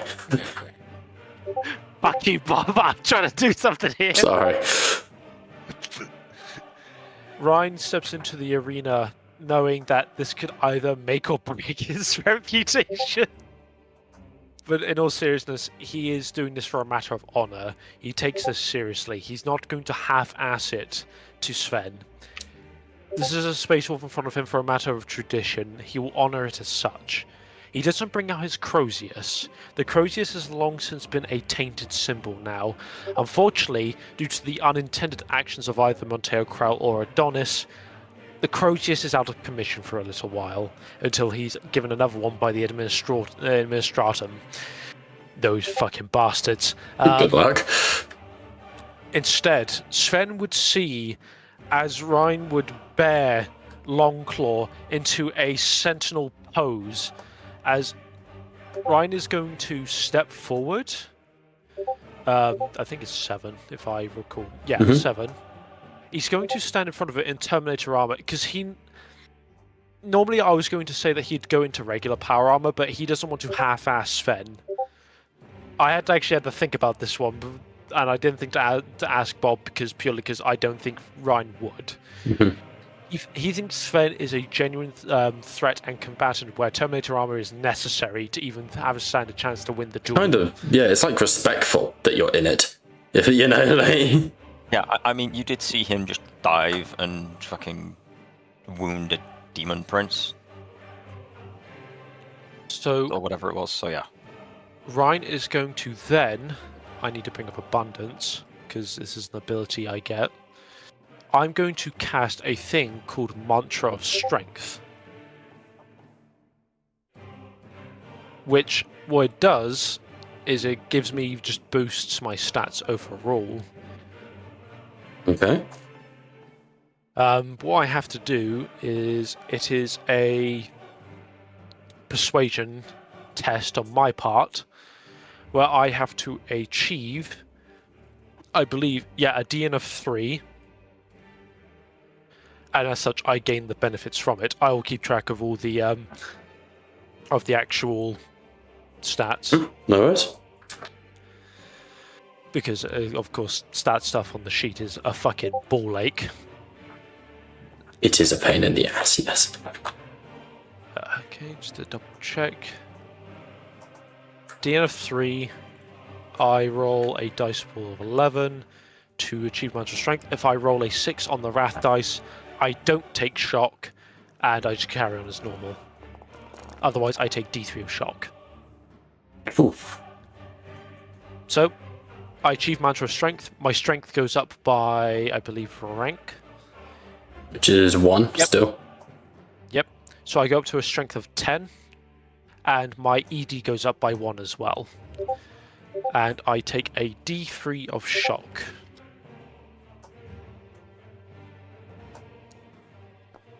Ryan just instantly going absolutely ham is wonderful. Oh yeah, I've got something planned for this as well. If it goes So, off. so Ryan, going from the sentinel pose, chanting his mantra of strength, raises his sword in the kind of two-handed guard, ready for the beast that is the Space Wolf, saying, "I am of the First Legion. I see upon now that I honor my Primarch and those of the Space Wolves. I will not fall. I will not disappoint. Come at me, Sven. Now's the time for us to show our fathers we are worthy." As he chants the mantra of strength. Hey, there's no like running in Terminator armor, so as Ryan is saying this, he just seems to get bigger as he dwarfs the room.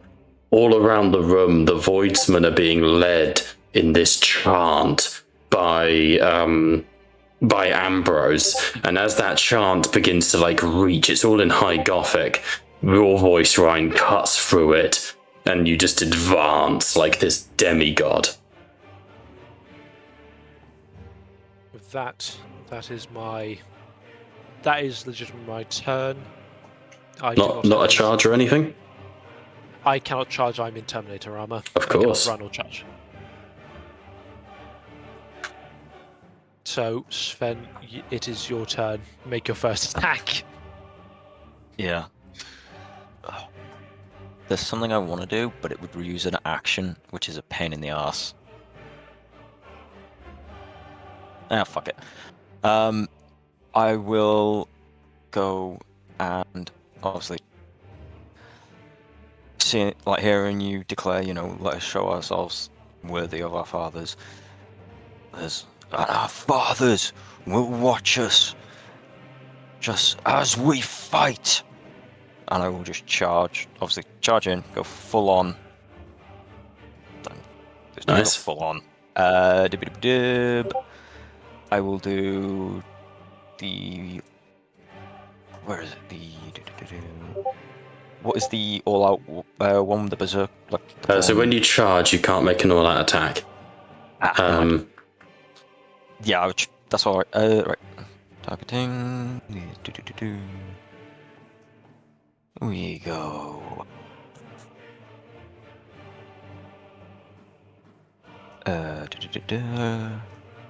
Charging melee attack. That. Charging. And let us go and see what occurs.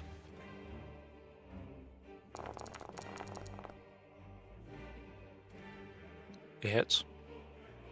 It hits. Do I? I will roll for damage now. Nice. Mm-hmm.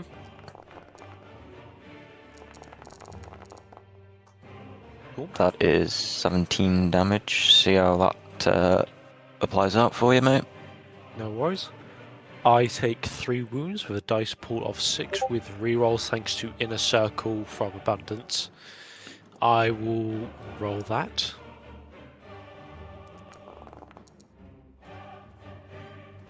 It's kind of like, how do you describe Sven's strike? Because I'd still like to kind of roleplay Yeah, this. so 100%.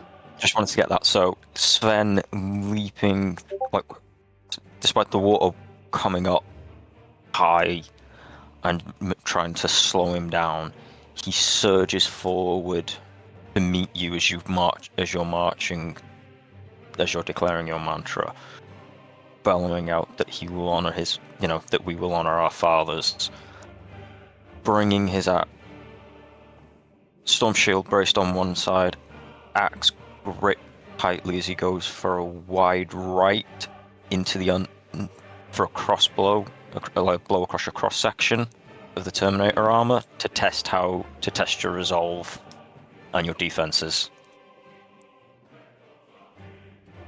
Cool. Just as it bites into the armor, but doesn't, as he pulls back, yet no visible reaction is seen from you. I'd beg to differ.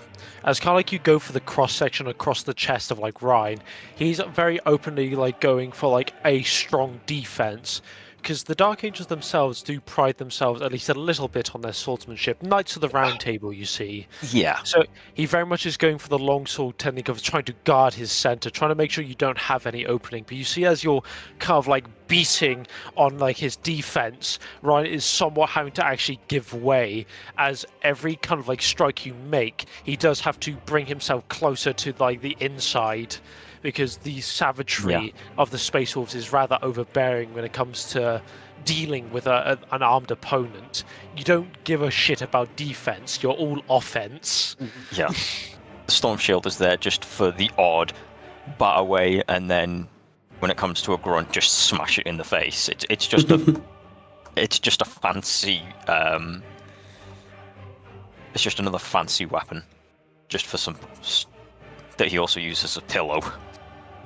As this combat is beginning, as Sven spins around Ryan, who sort of swings back with that open parry, you would see the far doors open as Ambrose leads in a number of honoured guests. The first of which is Novus Res Remembrancer Inquisitor Amara Asungi, who immediately starts recording the event Prosperity. The next comes Calliope, Cadogan, Reed, who are watching with keen interest. But then at the final moment, as Sven's blow doesn't quite land on Ryan, who parries it aside with a strange agility from Terminator, you say, "Let us fight to honour our fathers." And in steps the Lion of Caliban, who doesn't frown because he knows what's going on, but you see him incline his head as he begins to watch with interest.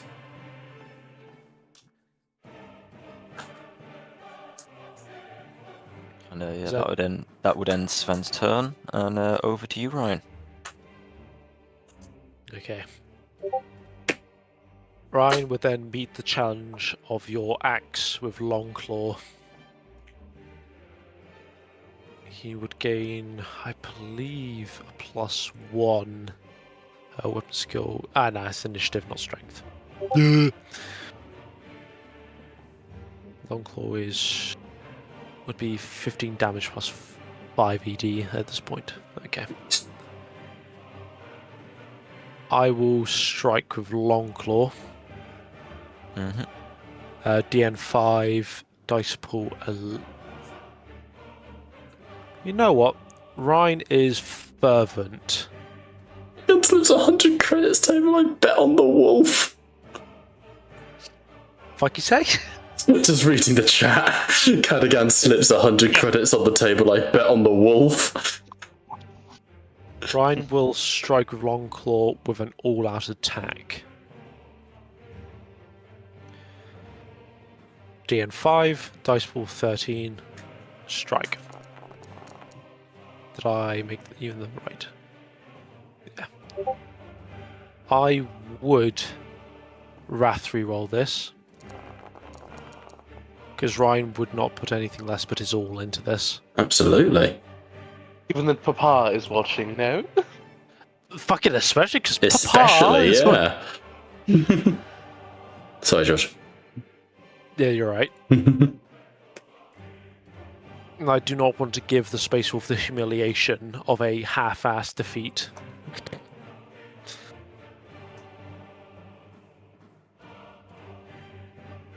I will put then the rest into damage. I will roll the critical, because I got lucky enough to roll that. So whatever you have, suffer 3 shock on top of that. And then I shall roll the damage now. Make sure you are targeted so I'm not.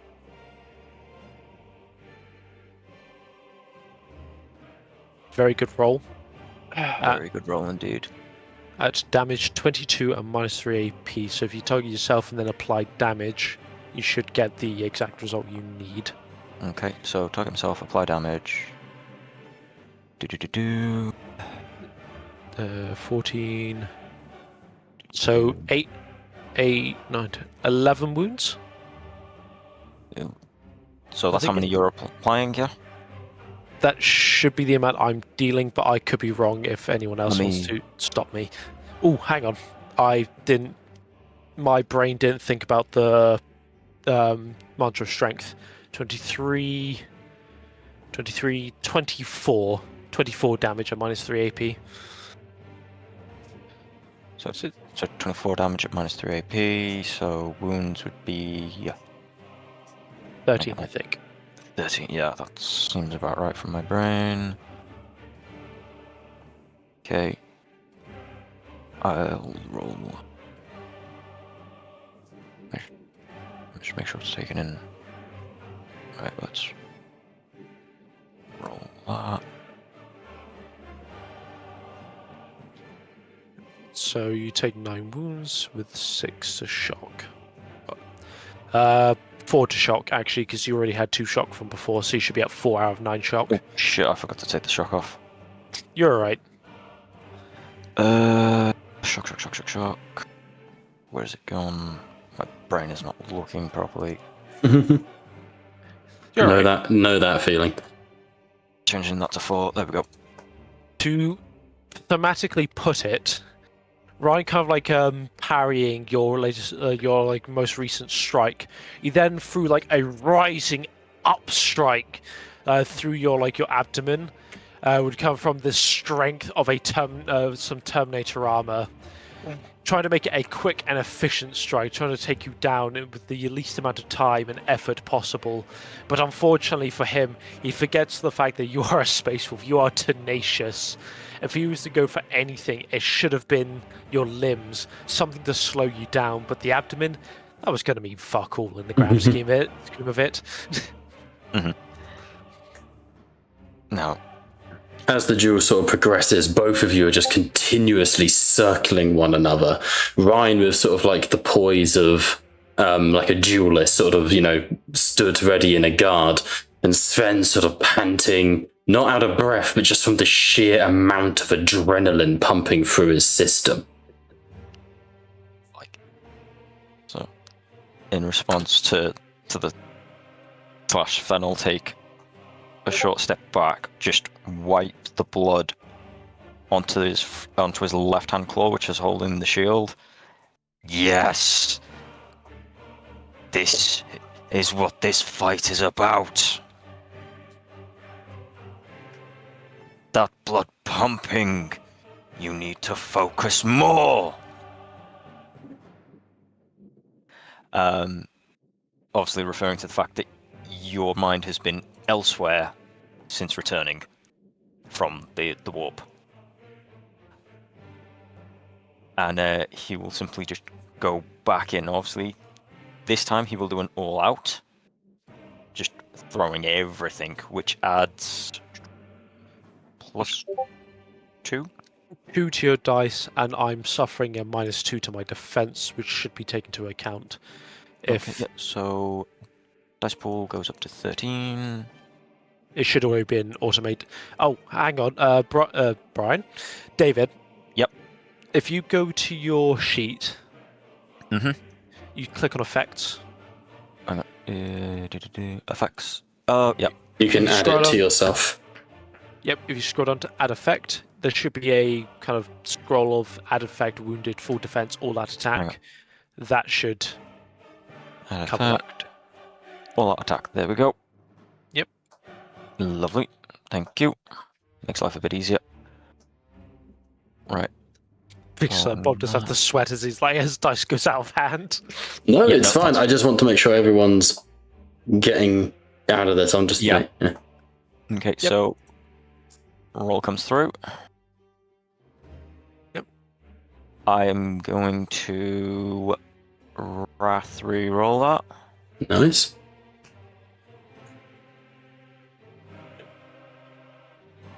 It's a critical. And then with 2 shifts possible, which would just be... Oh, no, it's nice. My thing's not updating for some reason. Annoying. Refresh the stream. Hang on, do I need to zoom out, or is it doing that thing for me again where it fucking... Foundry's having a bit of a moment. It did log me out a minute ago. You You have 2 shifts possible. Yeah, I'm Yeah, just making DC sure. merely. Yeah. There we go. Yeah, no, sometimes it does this thing where it doesn't give me the full option on the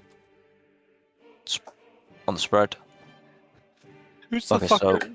Who's the fucker Did in it the not YouTube chat going, hot dog, get your hot dogs? Who the fuck's that? Hang on, did it re-roll them? I think That's it did. Novo, it just you didn't do it. bitch. It's funny, just... Right, You can see that surrounding around you, all of the Voidsmen have melter guns. okay. Enough. Re-rolling the selected, because I don't know if it actually did it. Because it's saying 2 shifts possible. So it would be whatever your normal dice is, plus 2 additional d6 if you aren't... Okay, so 2 failures, 2 shifts possible, which still means nothing, because we've done the roll now. Means nothing so- to me. So if you can't shift it right now, David, just roll your damage and then roll 2 additional d6 afterwards, and then we can figure it Yeah, I out. think it's just doing. I think it's just being fucky. Yep. Okay, rolling the damage. So damage AP -4. So 17 down to 3 to 7 wounds, and then did you want to put those 2 shifts into damage? Yeah, we'll put the 2 shifts into damage. Can you Which roll? will improve the AP as well. So Yes, it would. 7, 8, 9 plus 2 additional d6. 2d6. Rolling them now. 9 plus nothing, so 9 wounds on my part. Unless they've got brutal me. Brutal is automated. It's your ED explode for 2. Yeah, So- because it's got the weapon has brutal already. Just so I my think it's apologies, so my brain. Is that 9 or No, Or so 11. brutal will have been automated. okay? Cool. Brutal is one of the few traits in this that is not, thankfully, automated. Yeah, that'd No, be pain. It's rending that isn't. Just Cool. for So- saying it. Yep, no worries at all. So that is against 9 wounds with a dice pool of 6. I will now roll that. And then I get to re-roll 2 of them thanks to the Inner Circle talent. Jesus. George min-maxing? Shockingly, I don't do that. No, I know, I'm joking. So Ryan will take 4 wounds as a accident. Actually, fuck it. I'm not going to describe that. You describe that, David. There's your thing. so. As Sven, having stepped back, seeing the blood and shouting out, obviously, this is what we need. You know, this is it. This is it. We need more focus. He will charge in with almost a renewed fervor. His swings getting wilder and wilder, forcing you to try and guard against an even greater frenzy than what you first faced, as he seems to have thrown defense to the side to just bombard you with axe blows, for finding cracks in your defense that not even you can spot to correct in time before the axe has already struck. The Terminator armor, due to its sheer size and weight, slowing your speed in correcting your normal positioning, but also at the same time providing enough defense for you to tank the blows, to carry on fighting forward and parrying what you can. Love it. It's fucking awesome. With complete abandon, Sven is just wailing on Ryan. It is a proper, like, David and Goliath combat.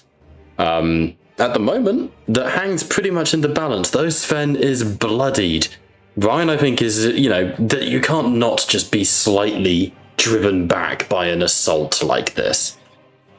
It is almost uncanny how Ryan, despite the fact that he's by becoming a chaplain, he is designated veteran. He has seen wars that perhaps most Space Marines may have not have experienced before, but nothing compares to the ferocity of a space wolf. Hmm. There is a reason why even the community of Warhammer considers them Vikings in space. There is not quite the terror tactics, but the ferocity is always something that you can't take lightly, despite everything. Least of all, a Wolfen, who is obviously more prone to throwing caution to the wind, as shown by the fact he doesn't even bring a bolt pistol or grenades. Ryan wouldn't want to do you the dishonor of firing a storm bolter at you. That's not worthy. Oh no, this is more so just the fact that you can tell he has no regard for anything but up close melee combat. His entire equipment reflects that. Is that your turn? Yes, that would be my turn. Okay. So all out attack would come to an end, which it is a simple turn of just basically whack bonk until one of us goes down. You think the whack is bonkers.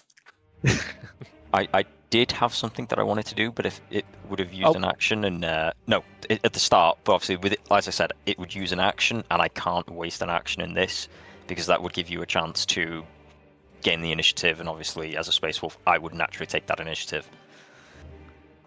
Okay. So it's fine. Don't worry. This is just me out of character stuff.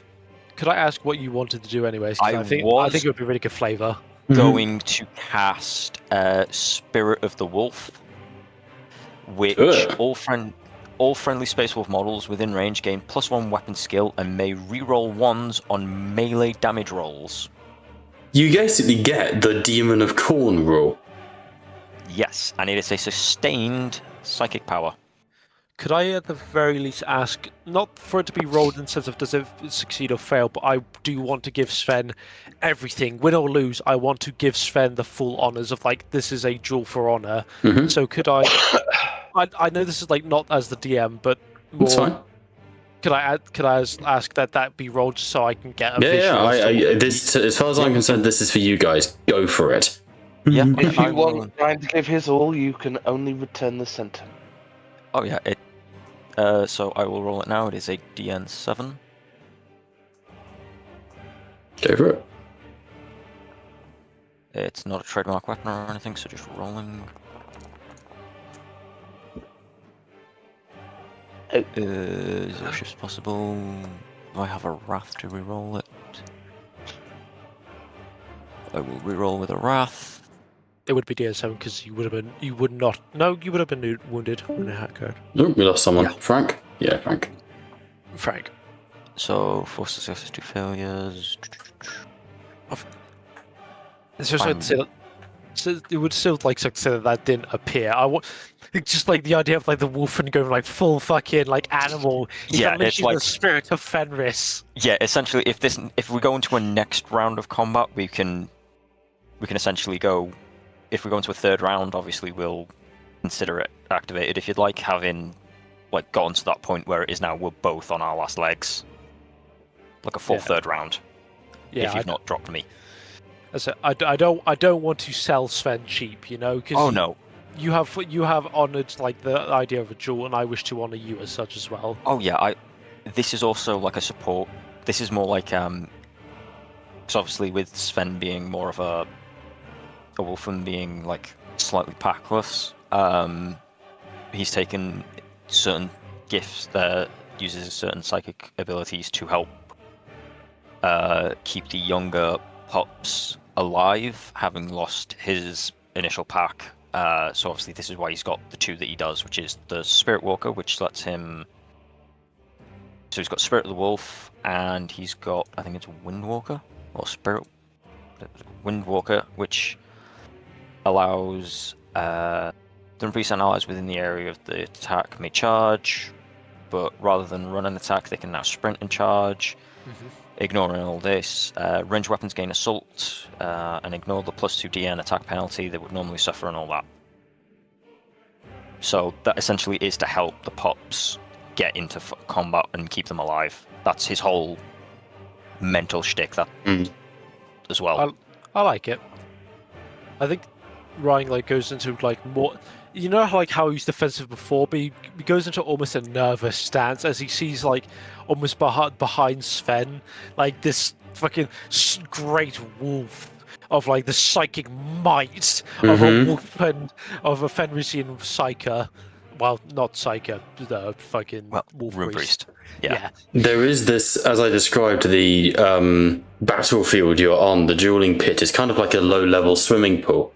You realise that the water around your feet, at first you think the deck is like cracking and breaking, but it's not. It's as you fight, as Sven swirls and swings, the water beneath him is freezing and shattering as you guys move.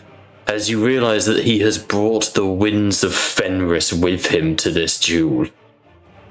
And I think in the corner of your eye, as you parry a strike and swing with your Crozius, as this chilling wind hits the duelist arena, you do see the lion crack half a smile. Right, let's keep the fight going. Not the Crozius, it's Longfang. The Crozius has been tainted. Longclaw, the power sword. Yeah. Just remember, Ryan has not used the Crozius on this occasion purely because of the tainting situation. So it's just Longclaw. He would not use such a tainted weapon on Sven. He is above that. As such, I will go for my next strike if that is okay with you. By all means, good sir. Cool. Because you went all-out attack, you are -2 to defense, but I am injured, so I get a +1 to my test, DN of 4. But I will go all out. I would wish for nothing less.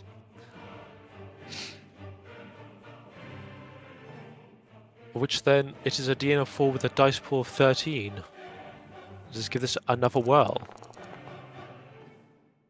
Very good. Very respectable roll. Re-rolling. This is a much better roll. Even more respectable roll. Putting it into damage because I do not wish to use glory. I forgot to add the fucking ED and the strength gun like a div. Nice. Nailed it. Okay, do you want to give yourself your wrath back and do the roll again and add the ED and strength? No, it's fine. I just need to add +1 to the damage and then add another D6, and then that will be taken into account when push comes to shove. Okay. So it's as long as it's all targeting on you, it's fine, which it is. So that's 21 plus roll 1d6. If it's a 6, it doesn't matter. That is 21 damage at -3 AP. You're at 9 wounds if I'm doing my math correctly, to roll a determination against. Hold on, you have a storm shield, don't you? Yes. Oh shit, did we take that into account last time? Does it not take it into account automatically? It does. It fucking does. My brain forgot. It does take it into account automatically. Alright. Let's make sure I'm targeting me. Apply the damage. So it is how many wounds? We are looking at. What does it say automatically? And then whatever it comes up with 6 wounds. So it'd be 7 wounds because you ignore AP because it's a storm shield with invulnerable. Yes, that's the one. Roll.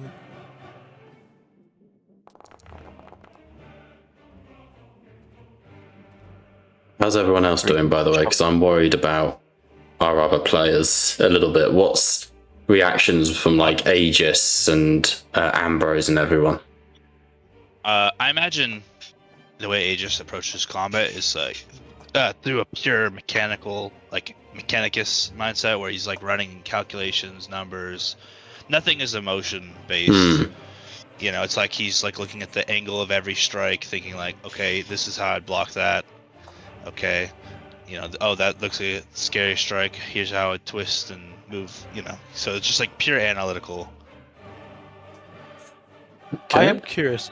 I'm curious as to analytically, what did Aegis think is the best, like, would be the most likely outcome? I do have to ask. Between the two combatants, Yeah. I mean, both you guys are like more well-rounded, not like he has some points. Both you guys have like stuff in psychic stuff, right? So it's not like your entire focus, right? Whereas he's like a real one-trick pony. So I think, I mean, if we're going, I mean, obviously Terminator armor is a big boon. But if he does a lot of damage if he hits. I think his money still would have been on Ryan, but I don't know. Ryan's fucking loyal to the OG squad. To the extent that he can be biased. What, is Sven down? I think so. I'm Yeah. looking through. I know before anyone goes down, I do want to think of Cadigan's point of view as well, Captain Ambrose. Because they are also viable characters. The idea that did they have any kind of bets or expectations? Ambrose would have the expectations that two angels are going at it.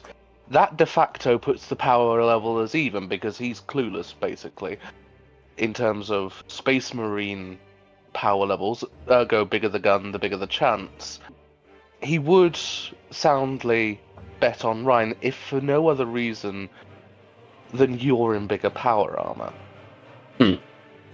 Cadigan, however, is legit in the fact that he would have bet on the wolf, because as much as you are in bigger power armor, your piety at times stays your hand. And it causes you to hesitate. Whereas a wolf, he hits and asks questions after the fact. There's truth to that. And I think he would just lean to his right and whisper to Reed, I wonder what would ever happen were you and I to engage in such an endeavor. She looks at you. I would more than gladly test such a query, once perhaps these two are done. My dear, it's a date. Is this Calliope or Reed? Reed.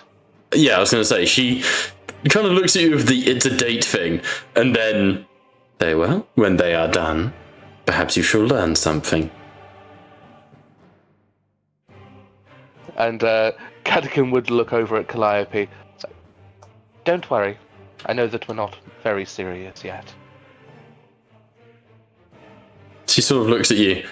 My mother's going to do ungodly things to you. Do you realize how much she needs to vent? Yes, I do.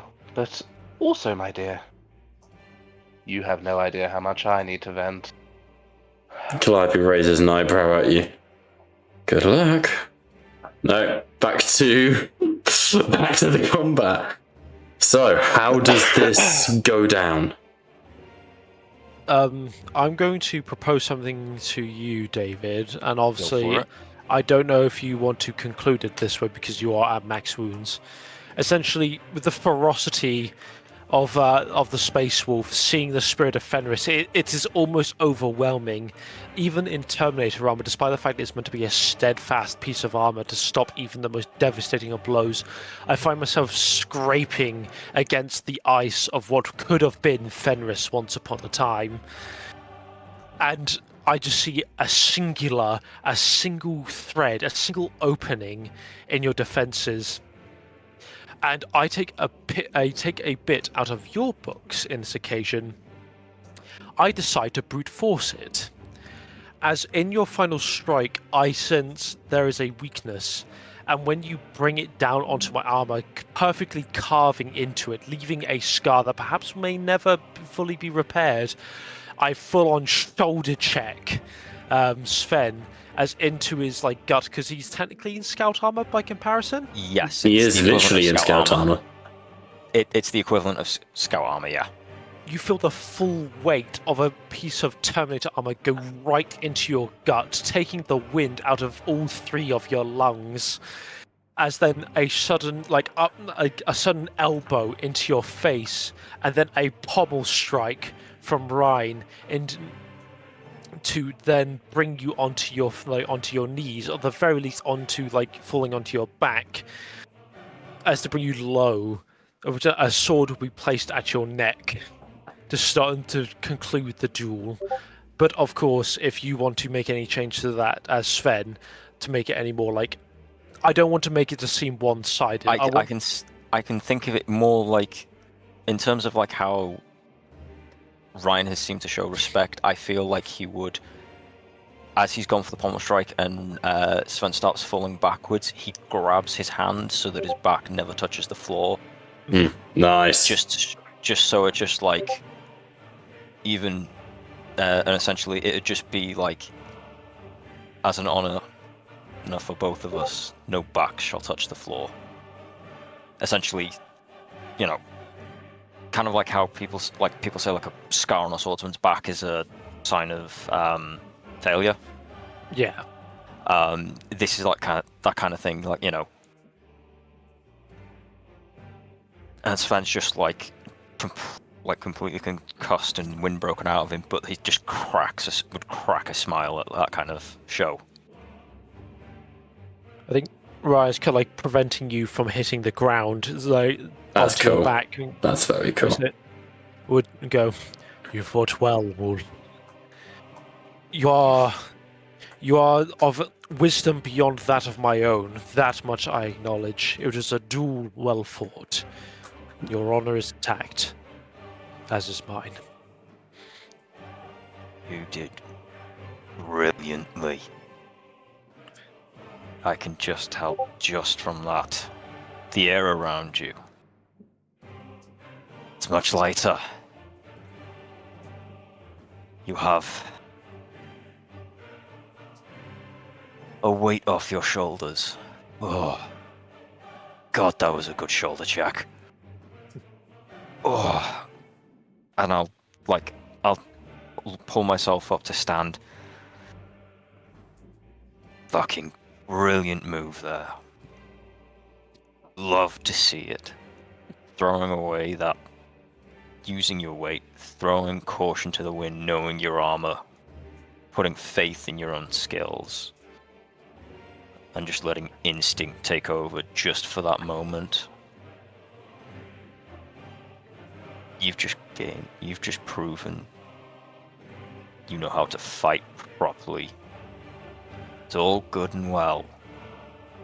Technique, reaction, poise, but sometimes gut instinct is just the way to go. You've definitely done your father proud. And I'll turn to the lion, lift Ryan's hand up, and say, "The winner is Ryan." And I'll openly declare it while looking at your Primarch, just staring him dead in the eyes. Very slowly, the lion steps to his feet, and it's the full actual Cannibal Shia LaBeouf, but he's referencing, I think, The Godfather. And he just gets the full round of applause, and the lion locks eyes with you all. You have honored both Caliban and Fenris. I have seen the wisdom of the knights and the ferocity of the wolf. Brother Ryan, you have done me proud. And Sven Grimsnarl, you would have not have been amiss in the courts of your father. That was truly a joy to behold.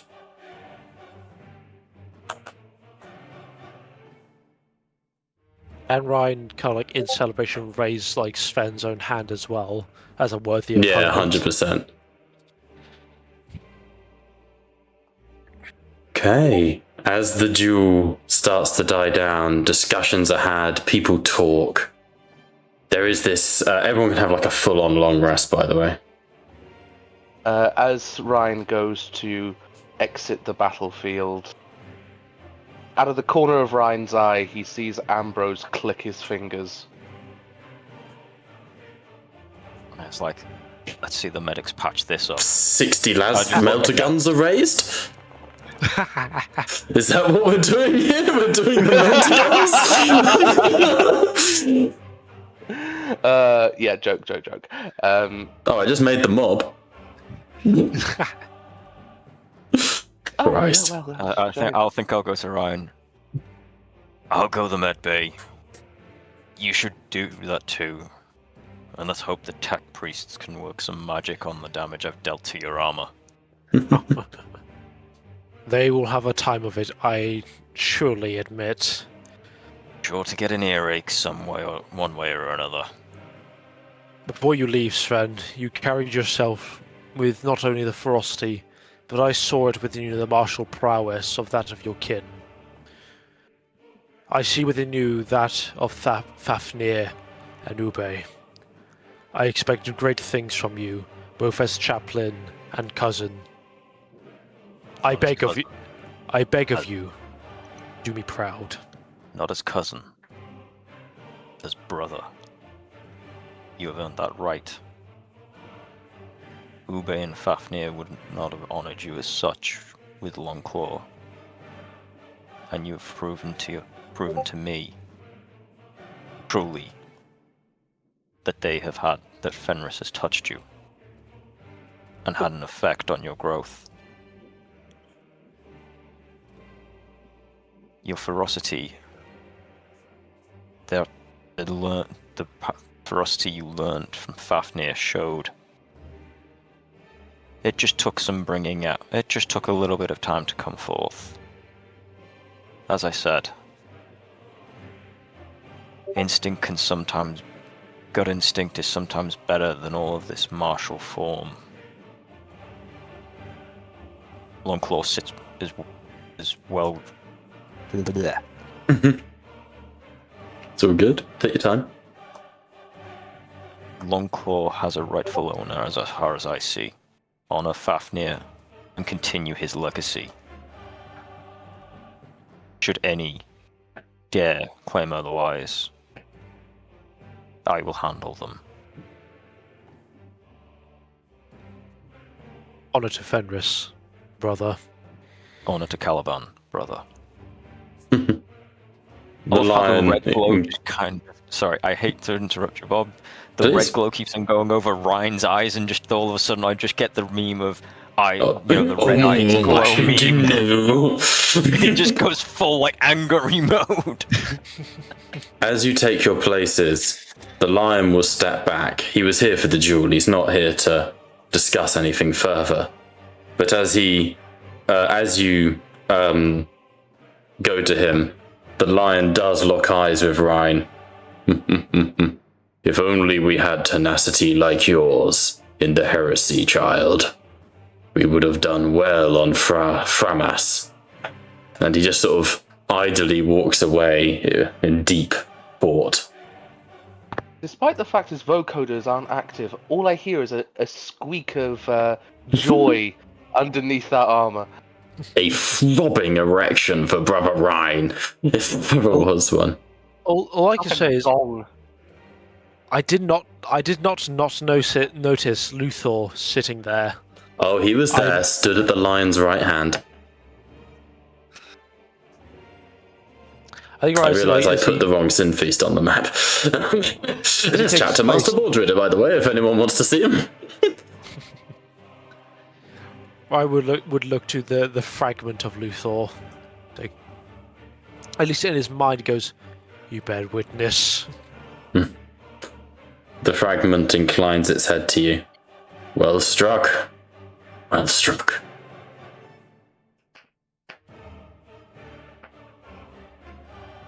I will stop taking up the rest of this session.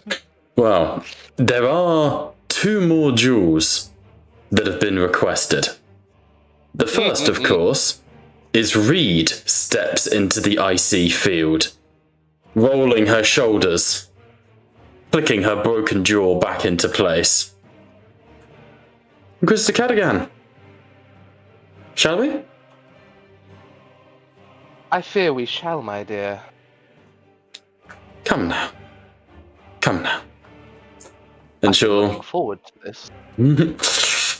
And as she steps out, another voice pierces. I too would see honor satisfied. And Malachi the Red Hand would walk out, but he will turn and look to Aegis. Cousin, you have no stain to atone for. Indeed, I see that the ravages of your flesh are most holy sacrament. But I have heard legend of your resilience. It is said there is no foe that Ravager cannot claim. I would be testing my mettle against yours, if you would accept such a challenge. Yeah, he will gladly look a nod, but maybe ever so subtly that nobody notices. But he'll actually kind of almost risk a wistful glance at the Primarch. You know, I'm sure if anybody does an insight. I will roll an insight on the lion, who's not going to miss a line like that. Sorry, I had to go to the toilet quick. What the fuck did I just say? Like, Right, very good. Not that he's disappointed, you know, to have a nice duel, but you know, if ever he was going to actually ask someone for a duel, that they would really know how, because he's... The lion got 14 successes on insight. Yeah, I mean, if there's any You see him humanness in the slightest. raise an eyebrow at Aegis. To first blood, son of Manus. If you could score a strike against me, I will be impressed. Malachi immediately kneels and bows his head. You would honor me, my lord. Yeah. The lion steps into the ring, clicks his fingers twice, and you see dragging out behind him comes his weapon rack, and he's going to calmly start choosing his weapon, but eventually he settles on fealty. Like Ryan would actually just defend closer. I don't Captain Ambrose. So it's like, is Brother Aegis mad? What He is said the he first doing? blood. The lion has said to first blood because he doesn't want to kill you. Yeah, that's good. I don't want to kill him either. I want the Aegis would gladly say. Oh, yeah, I didn't mean like in a cocky way. I meant like, you know. He doesn't...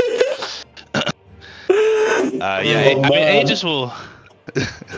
he'll probably go out and say some snarky comment like, "I don't duel for emotion, you know, for the sake of emotion. I duel to learn." And if there's any being here who can clearly teach me something, it would be the Primarch himself. The arrogance. The lion checks his armaments as he says that, as you say that, and just quietly goes, "Then you shall learn the folly of hubris." Who can I roll for the lion on this one, Bob? Or shall I fucking got this, dude.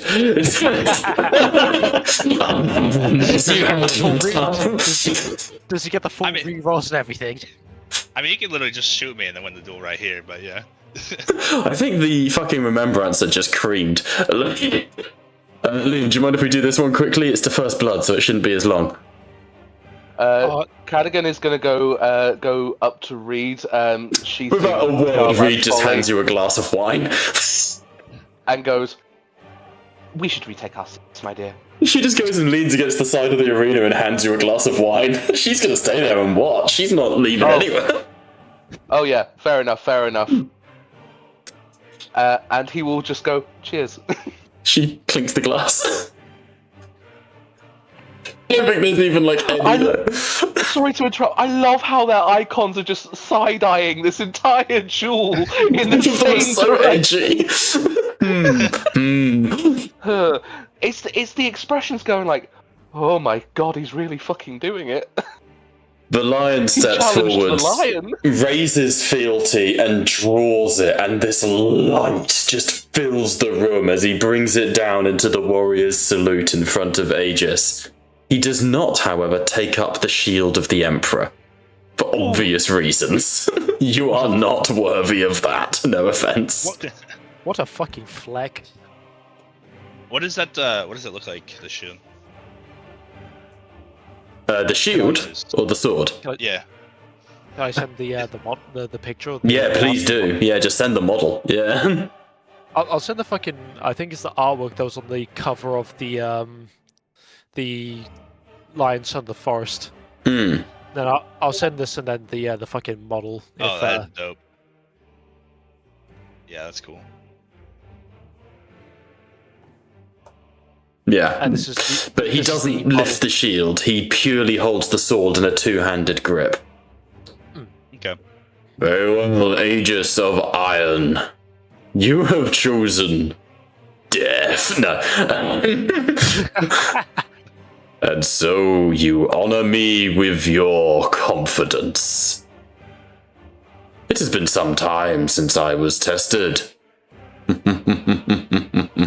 don't think you can see that the lion is like genuinely amused. This is like the plucky teenager trying to take on like the retired boxer, you know? This is Jake Paul versus Mike Tyson, but he's not rigged the game. Like,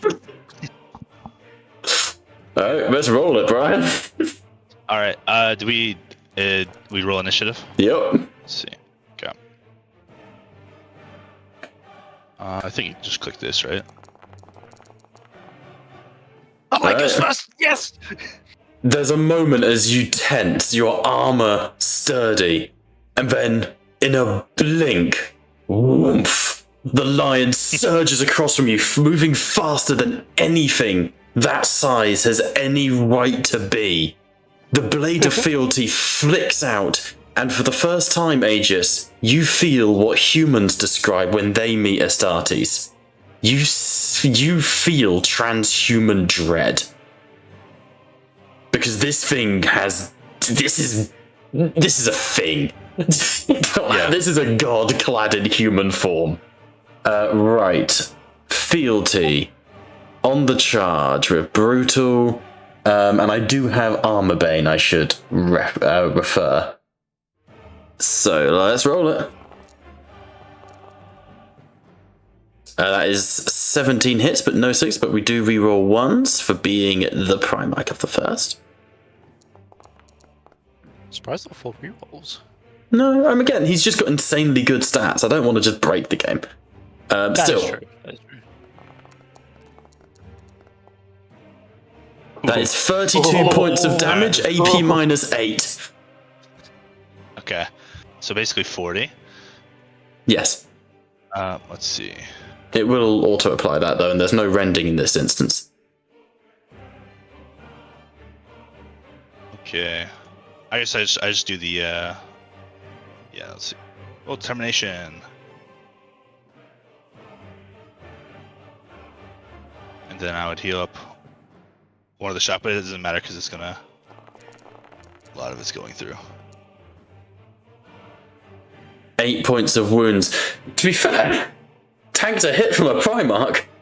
The blade slashes under your guard, Aegis, and you're able to parry just a little bit, but he twists, and the front of your armor peels away as he finds what little meat there is in your carapace, and a spray of blood hits the air. But in the same instance, you step in, shield up, sword forwards. It's the first blood, but you can swing an attack to see if you even bloody a Primarch.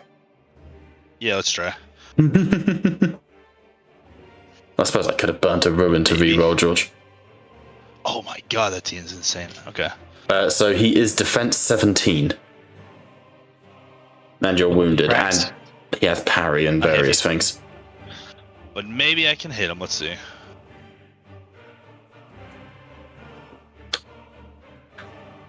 Watch him one-shot the lion. Thanks, Novo. Okay, definitely got to reroll. Right. Yeah. Come on, wound the Primarch. He'll give you like a fucking ship or something. Yes. Oh wow, wrath complication. I don't know what that means, but Ignore it for now. Ignore it for now. Are you in a safe place? Safe place.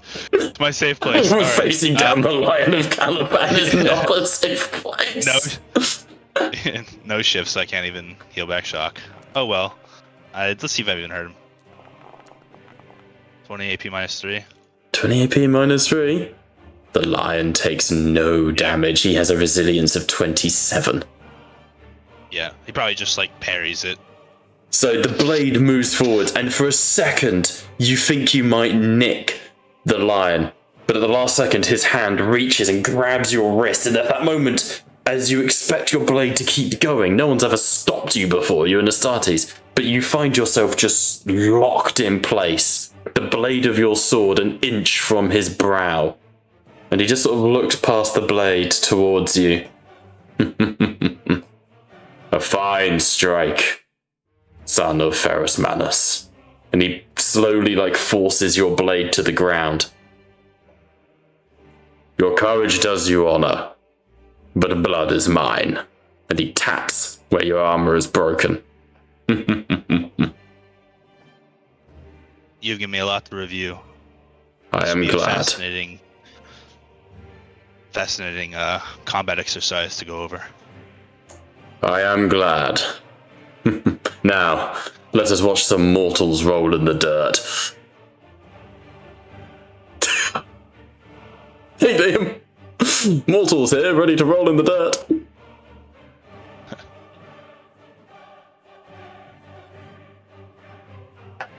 Oops. Are you ready? Reed sort of looks at you. Feeling confident, are we? Not at all. I do not lament attacking allies, but... What about Something very tells me old we- friends? Something tells me this very old friend has some steam to blow off. She sort of rolls her shoulders.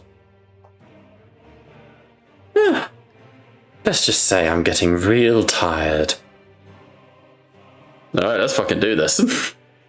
It's been a long time since I've looked at Reed's stats. Oh, but she is up first.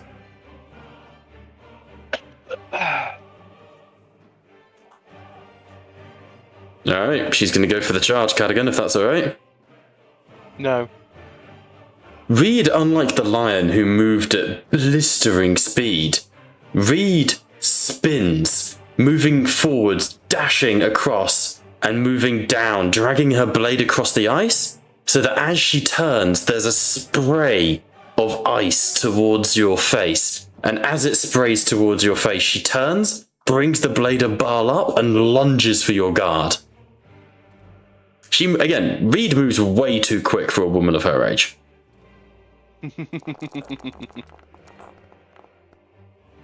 That's approved, but only one shift, which I will pop in glory because this is cool. There you go. Let's go damage. Now you guys have seen Reed fight before. You know she's no schmuck. So that's 24 minus 3, no rend. How am I on 17 wounds? You should be on full. No. How am I determinationing against 17 wounds? So 24. You have a resilience of 12. 12. 12 take away 3 is 9. 24 take away 9? I can't do the math, but I mean, it sounds about right. 24 take away 15, I think. There you go. And there might be something else going into that. The Blade of Baal is pretty decent. Rending, maybe? Maybe it's No, factor? oh yeah, rending, because we did shift 1 for glory, didn't we? Yeah, fair enough. 14 wounds. Oof. Take them. We love that. We love to see it. So So did it she- automate her? It seems to have done, but I'm a little confused. Yeah. We'll keep an eye on it, because it shouldn't do.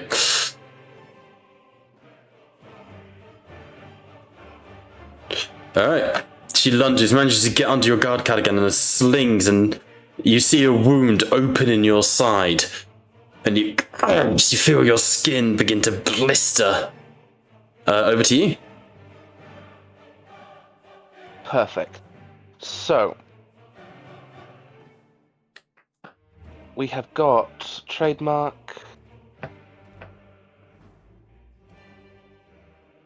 She a psyker? I can never remember. She is not a psyker. No, I didn't think so. No, she's not a filthy psyker.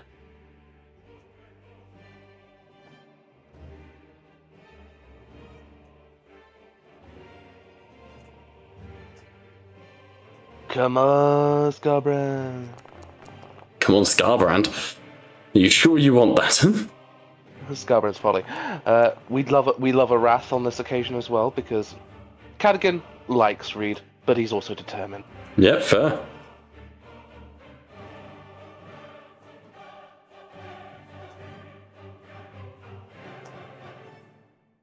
So, bearing in mind that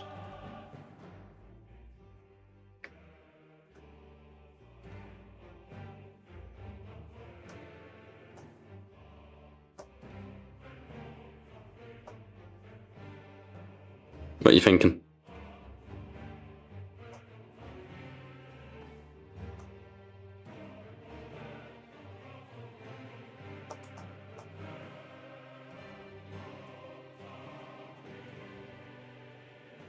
no, I was just double checking the wording of Armor Bane, because I can't shift it into damage. I have to shift it into shifted. Okay. Yeah, you lower resistance in exchange for not doing damage, effectively. Novo says slips 100 credits to Ambrose on Reed, but Lion takes that bet. Honestly, rather than actually lean to Sven and Aegis on the at this point, it's I'm not certain who would win on this one. Reed has the blade of Paul, but fucking Cadacan is ambitious to say the least. You have 3 more wounds to roll for that, for Armor Bane. Okay, 3 more.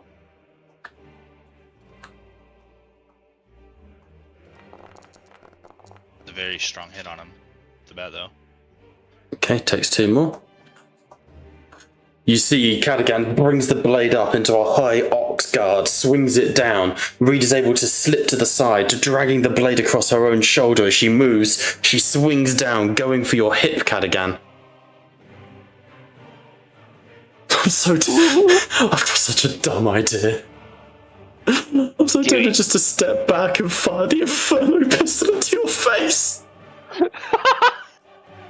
Do it. No, it's a duel. It's just a really fucking funny idea. Oh shit, Blade Master, did I forget that? Oh no, it's fine. That's cool. Alright, we're gonna all-out attack. So, all-out attack. That gives me +3 dice, I believe. Yeah, I believe so. Let's go! Swing the butter. Alright, I'm gonna burn a ruin. Oh, she has Wrath, sorry, she's a character, so I'm gonna burn a Wrath.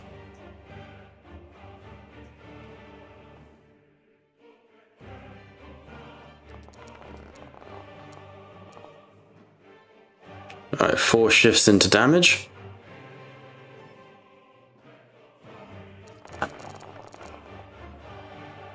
Oh. 26, AP -3 + 8, so AP -11. So total 37 damage. Due to rending. I'm not coming back from this one, chaps. Never mess with an old woman in a young man's. How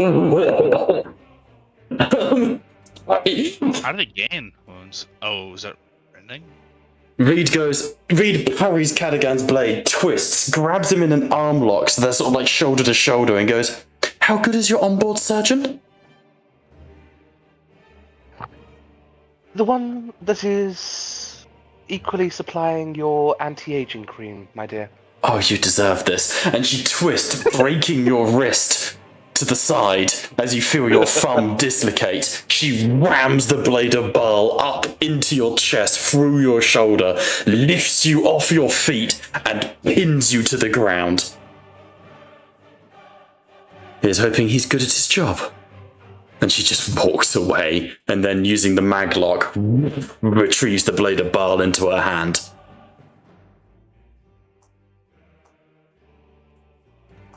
The temptation to go to Ambrose, shoot her. 60 melter guns raised. He's not a High Lord yet, I outrank him. And turn on Canada. She's old, and imagine if she dies. They turn back to Calliope, but I'm not. Back to Canada. And she's Fucking not naked a gun. quizmaster yet. No, she steps away, and as she does, she goes, "What's going on over there?" As you see the lion sort of dealing $1 bills to Ambrose until he gets to 100. There you go. Everyone may fully heal. As Reed goes, "It would appear honor is satisfied. And incredibly satisfying. Now, there is business to be done." Oops. Oh, my lord. The Voidman! The Voidman are upon us. There is business to conclude. War to be waged. We next embark for the Fate Weaver's domain. We do not take... Oh my god, we have become so distracted. Final rolls of the session, boys. Yeah? Okay. We need to roll for these warp rifts. So, you were firing the black hole at the one of them, and how were you closing the other? Firing the black hole at the World Eaters. Yeah. And twatting them. I think we were agreed upon. Okay, and who were you allocating to twattage? Everyone who's sort of en route. Yeah. Okay. In that case, I simply need from Liam a d20 for the black hole. On a 10 or higher, you close the rift. On a 1, your ship is lost to the void. Why would you say that? Because the black hole implodes on yourself. 17. Cool, I'm going to burn a point of ruin. I'd like you to re-roll it. Why would you do that? Because it's funny to me. Oh, we were so close. Can I allocate one of my wrath to re-roll that? Yes, you may. Can you give that another go? Fine. I'll allow it. Despite a few technical mishaps and a very tense moment, the Nova Cannon fires. And the warp rift to the south of the galactic cosmos here is destroyed. I would like you all to roll me 3d6 against the Demons of Khorne in a Demon of Khorne rift, which gives them a d12. Your target to beat is a 4. Yeah, you can't fail unless you roll... I need 3d6 from all of you. So one of you roll one dice, one roll the next. As long as you don't roll flat ones, you've won this. So you want there it is. To roll 3d6. No need. Aegis has this. Almost single-handedly, Aegis purges the realm of Khorne. Yeah. Spurred on by the Primarch. I don't think it would be very useful here. Over a few days, Moral support. You fight within the realm of Khorne, or at the very least an interpretation of it. A tornado of blood manifests on a desert plain, and you fight across it, Sinfeast on one hand, a Grey Knights leading the point of the spear tip, with you guys backing them up. You plunge deep into this desert realm, the ground cracking and blistering as blood pours from it. This tornado surges, and from it the demons of Khorne froth into reality. You are able to hold them back, tooth and nail, bit by bit, until the Grey Knights close the rift. And with that, you make your way to the Kyrosian Rift.